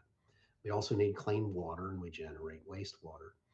Plants and other photosynthetic organisms can drive this the other way, but they need a lot of light energy to do that. So they can fix the carbon dioxide, and they split water to get their electrons. And if you choose crops, then you get biomass in the form of food. And then oxygen is also a byproduct of this process. So plants are multifunctional in the terms of life support capabilities. In addition, if you're clever in how you manage your wastewater recycling and treatment, you can couple that with plant systems and utilize the natural transpiration of plants to generate clean water. So food in particular is one thing we just don't have any other options in terms of physicochemical systems or other regenerative technologies. We're still really reliant on stowage or biological approaches. So for stowage, for example, for a Mars mission that would last about 3 years, you can see something like you'd need 10 tons of food for a crew of 4 people. This is for a 3-year mission. So how do you do that? How can we take all that, or can we grow some of it when we get there? And the first steps are really underway on the International Space Station, and we've been growing supplemental food crops in a small scale, things like leafy greens, radishes, peppers, and tomatoes. So we're beginning to learn how to do this in space. But future systems would have to have expanded growing areas to provide more oxygen and CO2 removal, and then also meet the macronutrient needs for human nutrition. And so then you have to think about things like grains and legumes and tubers and so forth. But growing plants in any of these systems for life support, and essentially controlled environment agriculture in space, will require very careful recycling of water and air and the materials. Another example here is if you were to grow enough food for one person for 1 year, you need something like 90 to 100 kilograms of fertilizer salt. So where do you get that? Those are things that you have to think about, and recycling would be one way to do it. So now let me quickly go through some pictures of a chamber that we had at Kennedy Space Center. This is a picture from 1988. It was a converted hypobaric test chamber from the Mercury and Gemini projects with a closed atmosphere to grow plants. And if you were to look inside, you could see these shelves of hydroponic trays with a light bank above them, and then another shelf, a light bank, and there are 2 more above this. So a vertically arranged growing system, and I think this is perhaps one of the first examples of a vertical farm in the world. This is 1987 when it was built, and 1988 through 2000 that it operated. Wheat was another crop we did a lot of testing with. You see very clean systems on the right there, no growing media, so we could lift up the trays and take them out. We could even grow subterranean crops like potatoes and sweet potatoes. Here with potatoes, we would harvest the stems when they were mature, cut them off, roll the plastic covers back, and then you could pick the tubers that were nice and clean. And this approach has even caught on with commercial seed potato growers. That's the industry that grows the propagation stock for potatoes. They like to grow their seed potatoes in very clean environments to reduce risks of virus and fungus getting into their propagation stock. Lettuce, of course, is a classic controlled environment crop. We tested lettuce, it did very well. In any of these systems, lighting is really key. And if you look back to that diagram when I showed all the light energy going into photosynthesis, And so we used electric lighting for most of this research, and we started out in the 1980s with fluorescent and then high pressure sodium systems. That was the gold standard for the time. But at the same time, in the early 1990s, a NASA-funded group at the University of Wisconsin began to look at light-emitting diodes to grow plants, and they patented this concept. And you'll probably hear more about this from the next speaker, Bob Morrow from Sierra Space Corporation. So NASA was pushing this concept of using LEDs to grow plants. And as we now know, LEDs are everywhere for growing plants all around the world. They are obviously the way to go.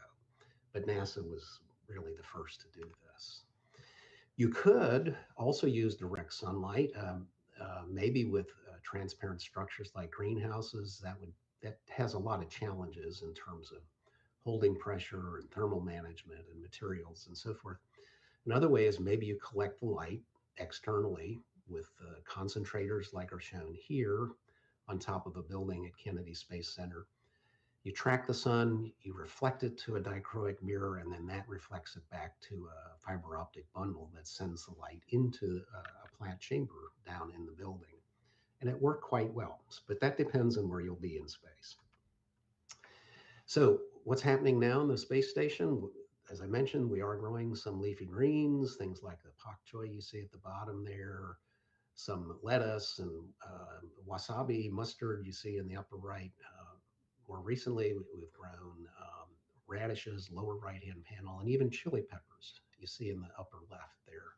You see the peppers sticking up in the air. Of course, there's no up or down in space, and the peppers were a bit confused, but they made their fruits, and it worked out very well.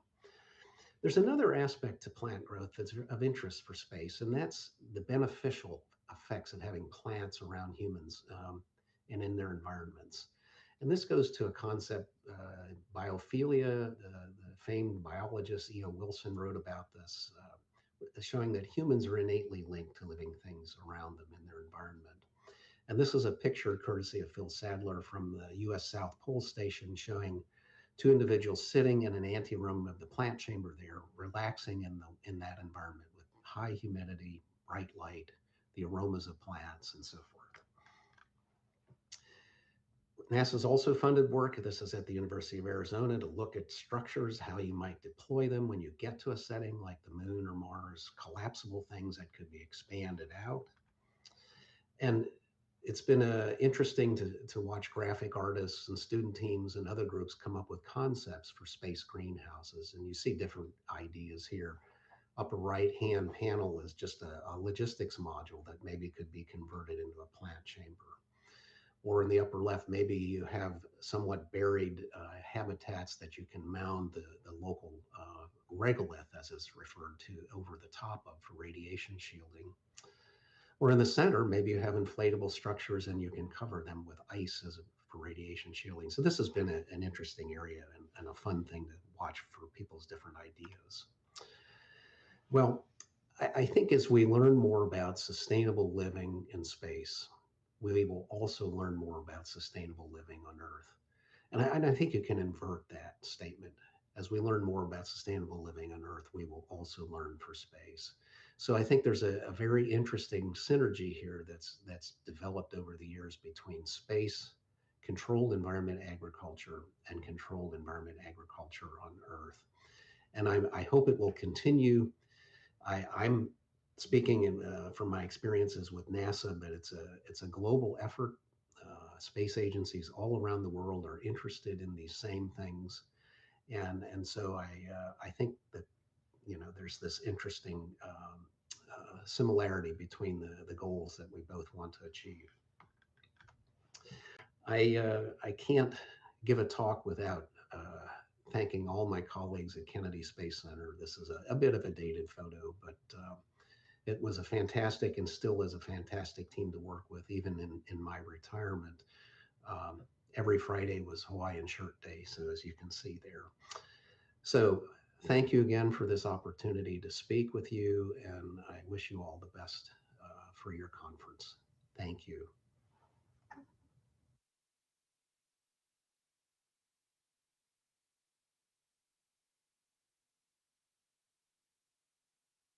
concept of what can be done and how it relates to us. So thanks to Raymond Wheeler. Second, we have the lead plant scientist at Sierra Space in the United States on achieving space-based self-sufficiency. So we now turn to Dr. Robert Morrow. Robert. Hello, my name's Bob Morrow. I'm a plant scientist with Sierra Space, and I'm going to talk briefly about achieving space-based self-sufficiency. And this is somewhat related to the previous presentation by Ray Wheeler.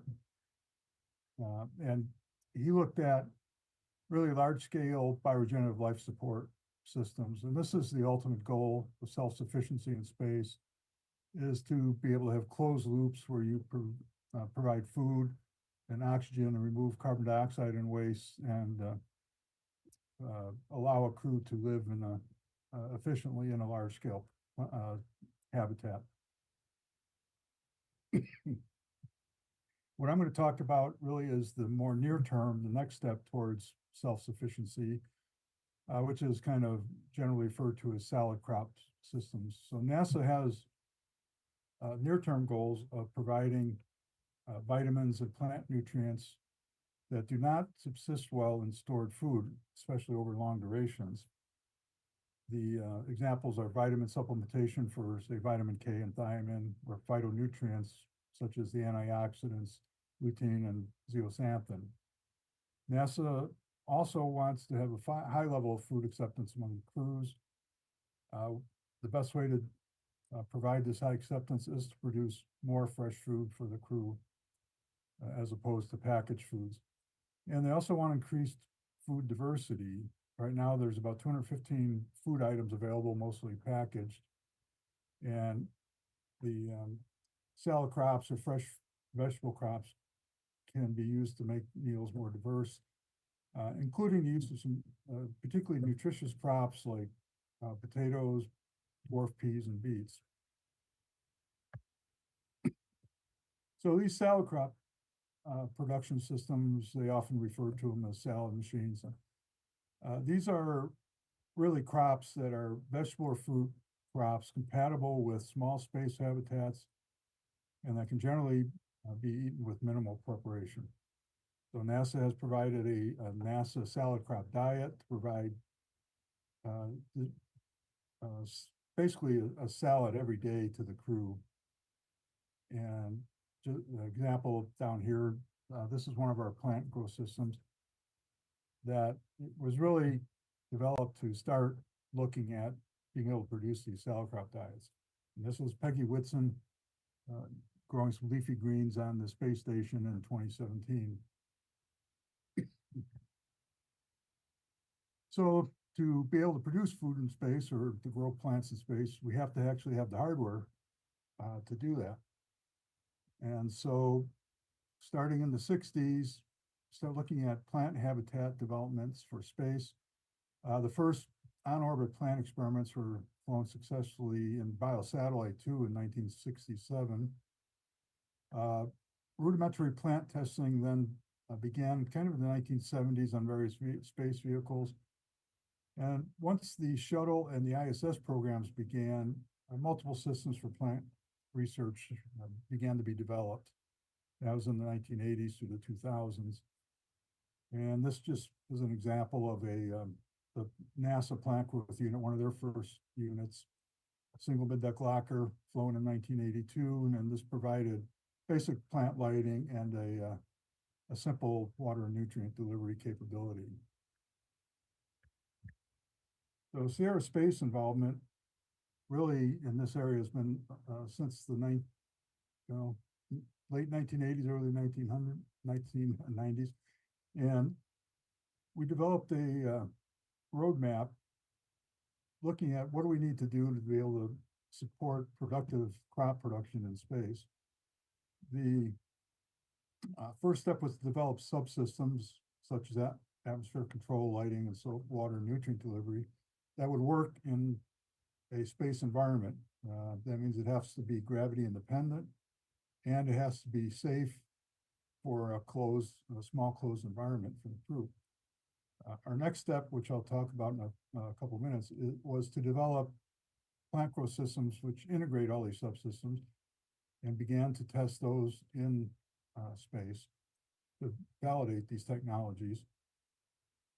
And that has moved us along to where we're now looking at how do we scale these systems up to really be able to produce a meaningful amount of food.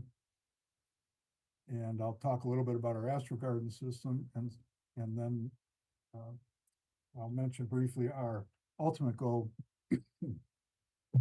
which is to develop a modular plant production systems in commercial space stations to provide fresh food for diet supplementation, improve habitability, and provide a little bit of atmosphere and water revitalization. So the first plant growth systems we were involved with was at the University of Wisconsin-Madison, and Orbitech, which was basically absorbed by Sierra Space over time, was involved as a commercial member of an engineering consortium on campus that were building these systems. These were operated during the early 1990s through the early 2000s, and there were 9 of these payloads that were flown on Space Shuttle, Space Hab, and Space Lab modules, which were Space Shuttle modules, and then the Mir and the ISS space stations. And these systems were used to develop microgravity compatible subsystems for plant growth, including temperature control, humidity control, atmospheric composition control, plant lighting, and nutrient water delivery. And in fact, it was an astroculture payload in 1994 that flew the first LED-based plant lighting system in space. Our next payload that we developed in collaboration with Kennedy Space Center was the biomass production system. The objective of this payload was to look at was plant productivity and microgravity equivalent to plant productivity at 1G on the ground. This was flown in 2002 with 4 individually controlled plant chambers, and we tested wheat and brassica productivity and development in microgravity. 200 plant specimens were produced in space with a lot of imaging and mission data points recorded to support the research. This was the most extensive data set for plant growth in space until the advanced plant habitat, which I'll mention in a minute. So our next step after BPS was to develop a system where that was be simpler and could produce edible crops in the space station to begin to test out the salad crop or the salad machine concept. So Veggie was a simple system, and for basically just an LED lighting cap and a enclosure that recirculated cabin air. And we have 2 of these units currently on the space station. The first flew in 2014, and the second one flew in 2017. And they've both been operating almost continuously since that point in time. And over this duration, in addition to basic plant research, they've also been used to produce a number of salad crops that have been tasted by the crew on orbit. And you can see there's the crew eating some leafy greens coming out of the veggie system. Here's some Mizuna. We even grew a flower, a zinnia plant down here. But another picture of the veggie systems on orbit, growing leafy greens here that are being harvested up here by the crew. So that's, like I said, been ongoing, and really it's the first real attempt at looking at producing fresh food for the crew on a very small basis in this game. Our other plant system we developed with Kennedy Space Center is called the Advanced Plant Habitat. Now, this is the largest plant growth chamber that's been yet developed for the ISS, the space station. And it's used primarily for fundamental plant research and microgravity. However, it has also been used to produce a couple of edible crops, in this case, radish and chili peppers. And you can see the radish right here. This system is a more complex system. It's got a closed environment, has temperature and humidity control. It allows you to do gas exchange studies. You can provide carbon dioxide and measure carbon dioxide and oxygen. And the lighting cap provides color selection, light level, and photo periods. And it provides various levels of nutrients and water to the plant as desired. It also has the capability to scrub ethylene and other VOCs that are undesirable.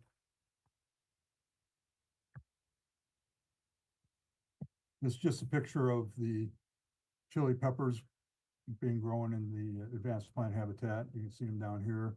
The crew was able to harvest some of those and eat them on their tacos and things, which they enjoyed quite a bit. And I just wanted to show this is a poster by that NASA put out showing a lot of the first time that a lot of the leafy greens and radishes and so forth were grown and eaten on the space station. And these were all grown in Sierra Space Systems, the veggie and the advanced plant habitat. So where we're moving to next, our interests are in scaling up these systems. This is a picture of our AstroGarden unit. It's got several modules, and this is sized to feed a crew of 4 a salad every day.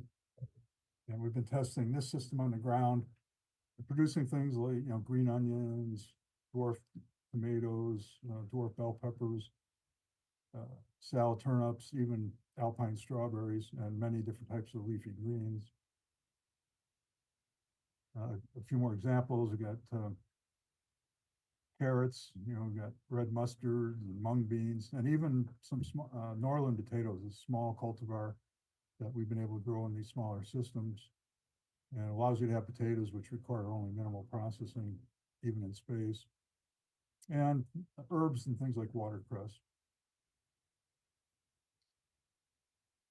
Now, to scale these systems up, the one plant growth subsystem that needed to be modified was the water and nutrient delivery system.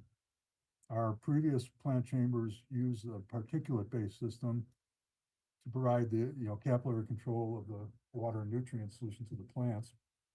But as you scale up, you can't logistically handle that much plant growth media. So we've got another payload that's flew for 6 months in 2022, and we're going to fly it in early 2025. And it's a system for growing plants aeroponically and hydroponically. Essentially, you can use aeroponics or a thin film ebb flow type system to grow plants, which again reduces the logistics when you're growing plants on a large scale. And really is the last step we need to be able to scale up to a larger plant growth system. Ultimately, what we want to do with that is Sierra Space is building a commercial space station called the Life Habitat. And this is an inflatable module, about 3 stories tall, and provides space for labs and kitchen and sleeping quarters, and for production chambers. So we're looking at, like shown here, a set of 3 AstroGarden modules that we can put up in that long duration space station and begin the test to scale up a crop production. This can also be used for research and looking at better understanding how plant growth can be done efficiently in space. And so that's currently where our program's at. And then I'll show one last slide here. One of the questions we get quite a bit is, does any of this work benefit plant growth on the ground? And there's 2 areas to address this. One is basic plant research. Being able to grow plants in reduced gravity provides you a new variable for studying plant physiology and plant genetics. And based on the experience of when electric lights were first developed, this new parameter that we can work with will increase the knowledge base of plants being grown on the ground and allow improvements to cropping techniques and cultivars and so forth. Also, there's been some spin-offs to this work to commercial plant production. One of these is LED lighting. The first plant LED lighting systems were developed for space. The Astroculture in 1994 flew the first LED plant lighting module for space. But as part of that program, we also developed a number of early LED systems for universities, Purdue and University of Tennessee, where they conducted a lot of research to further develop LED lighting for plant production and controlled environments. NASA, we provided many different LED research systems that they could use to also develop these systems and control capabilities. And then, of course, our plant growth systems all utilize the LED plant lighting, veggie, advanced plant habitat, and the extras, so forth. So that's my presentation, and I will be available for questions afterwards. Thank you. Thank you very much, Robert. Absolutely fascinating. So we've got you online, Robert. That's great. We haven't got Raymond, is that right?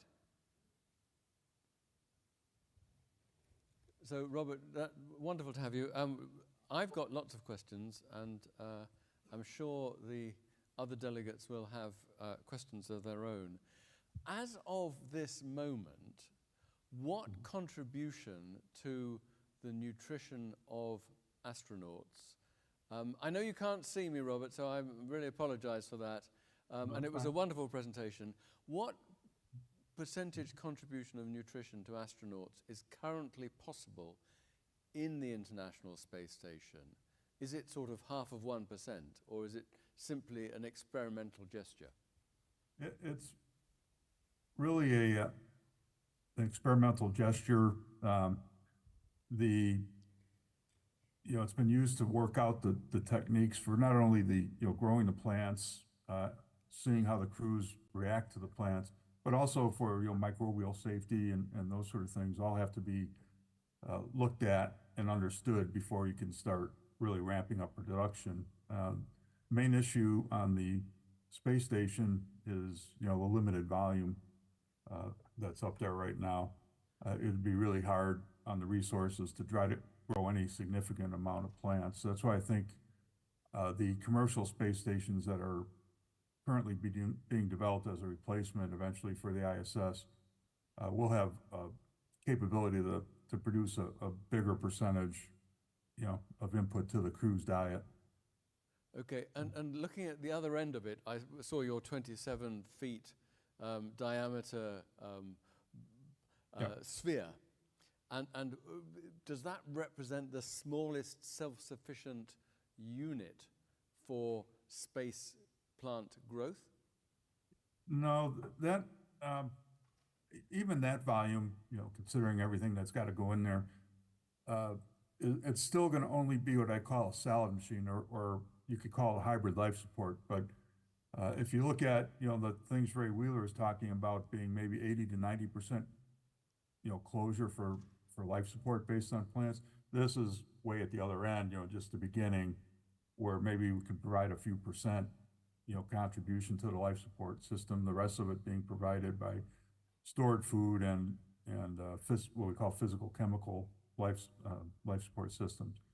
But that's kind of the goal, is to use that platform to begin to be able to expand these up to be a larger and larger percentage of your life support. The full-blown systems are likely most applicable to planetary bases, Mars or a lunar base.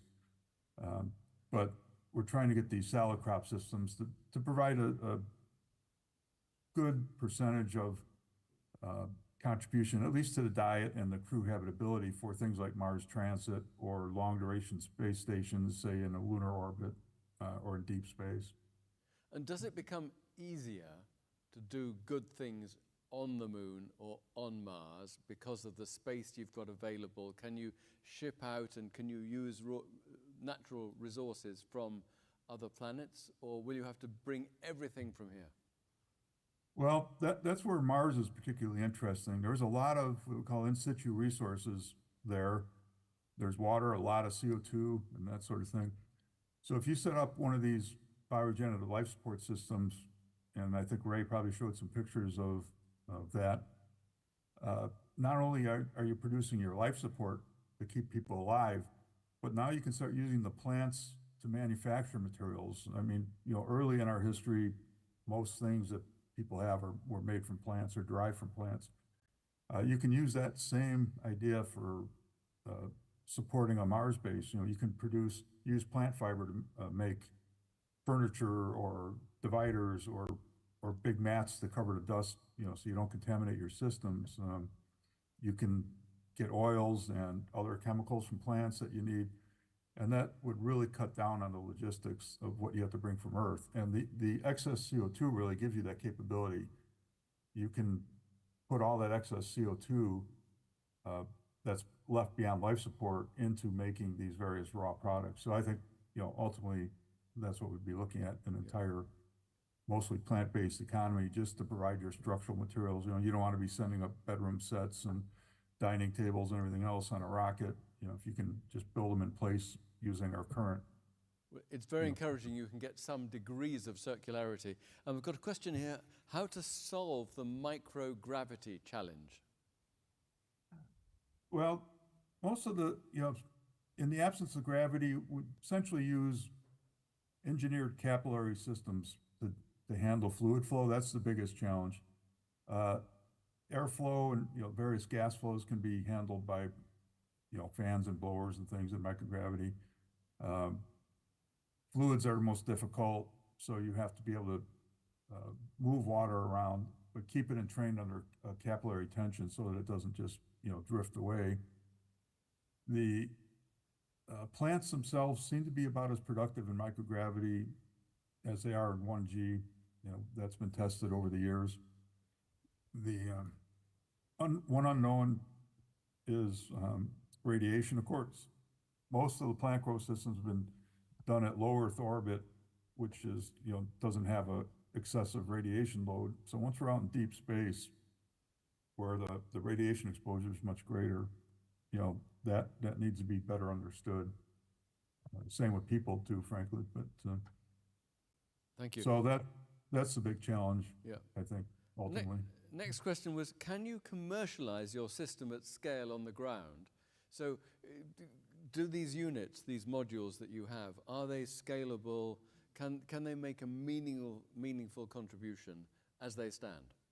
Well, in a way, they've already been scaled. I mean, these are precursors of systems that make up commercial horticulture now, vertical farming and so forth.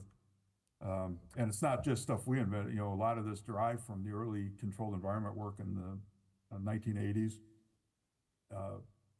So, these are really representations of what's being used commercially on the ground that are just hardened for use in space. So, you wouldn't, it's like a grow chamber. You would not take a space-based grow chamber. You'd just use a pre-existing ground-based grow chamber. We have to do a lot of things to these systems to make them safe to use in this kind of environment that we really don't need to do for ground-based systems. Thank you. So you've talked about LED systems being developed for space, which have become absolutely ubiquitous in vertical farming.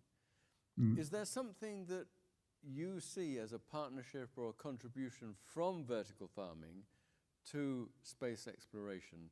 Are there things that we are doing that we are sharing with you or that we can do to experiment and explore for you that you like, you are benefiting from, or you want?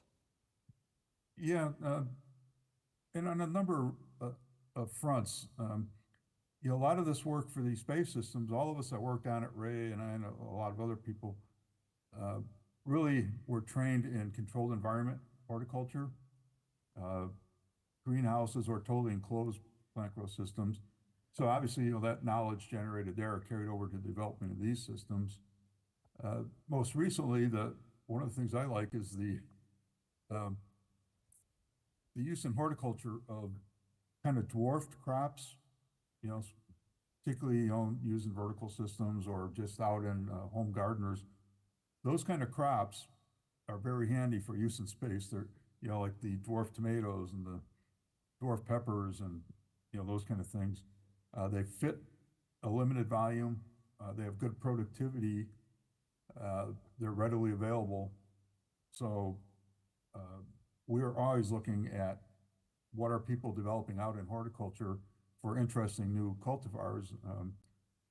And one area that could really use some work are small fruits for use in space, that don't have to be vegetatively produced. So there's a lot of interaction, and the community involved in this is also heavily involved in the ground-based controlled environment plant production. So there's a lot of knowledge going back and forth. Are you developing any vitamins or or things like protein? Is precision fermentation going to be something that you can do in space and grow lab-based food? Are there other dimensions? Certainly, it's not an area I'm too well versed in, but there are many groups that are working at, use of synthetic biology to provide biology-based life support, or as you say, lab-grown foods, that sort of thing. Even, crop breeding or genetic manipulation of plants to better, function in space. So there are certainly a lot of labs doing that, mostly, academic settings, the ones that I, have You seen. mentioned at the beginning of your presentation potatoes and peas. We've been talking about salads and also spicy, obviously taste enhancers. So my question after that was going to be about taste. But what about potatoes and peas and things which are, in a way, more nutritious and rounded foods than just salads? Well, ultimately, if you want to do a full life support diet, you're going to have to be able to do food processing, which right now the resources just generally aren't available in a space vehicle. But the nice thing with potatoes and peas and those kind of things, those are more what I call fundamental life support type crops, where you get more complete diet than just leafy greens and that sort of thing. And those just happen to be crops where you can grow them in these kind of volumes, and they don't need a lot of processing. So you can process them in a space vehicle and eat them. So it's just beginning of a little more, how do you say, denser environment, vitamin-based system for the crew or food crop system. So they're interesting crops to look at. Ultimately we'll have things like wheat and large-scale potato production and things, but this allows you to start looking at that. And I've got another question from the audience. Do you have any collaboration on growing crops in space with other countries? Are you a worldwide network? Yeah, I mean, it's obviously kind of a small group. Germany's been fairly active, Canada. A lot of the early work was done in Russia back in the 50s and 60s on ground-based controlled environment, closed environment. And right now, we're not actively working on a specific project with anybody, but at meetings and everything, we all see each other.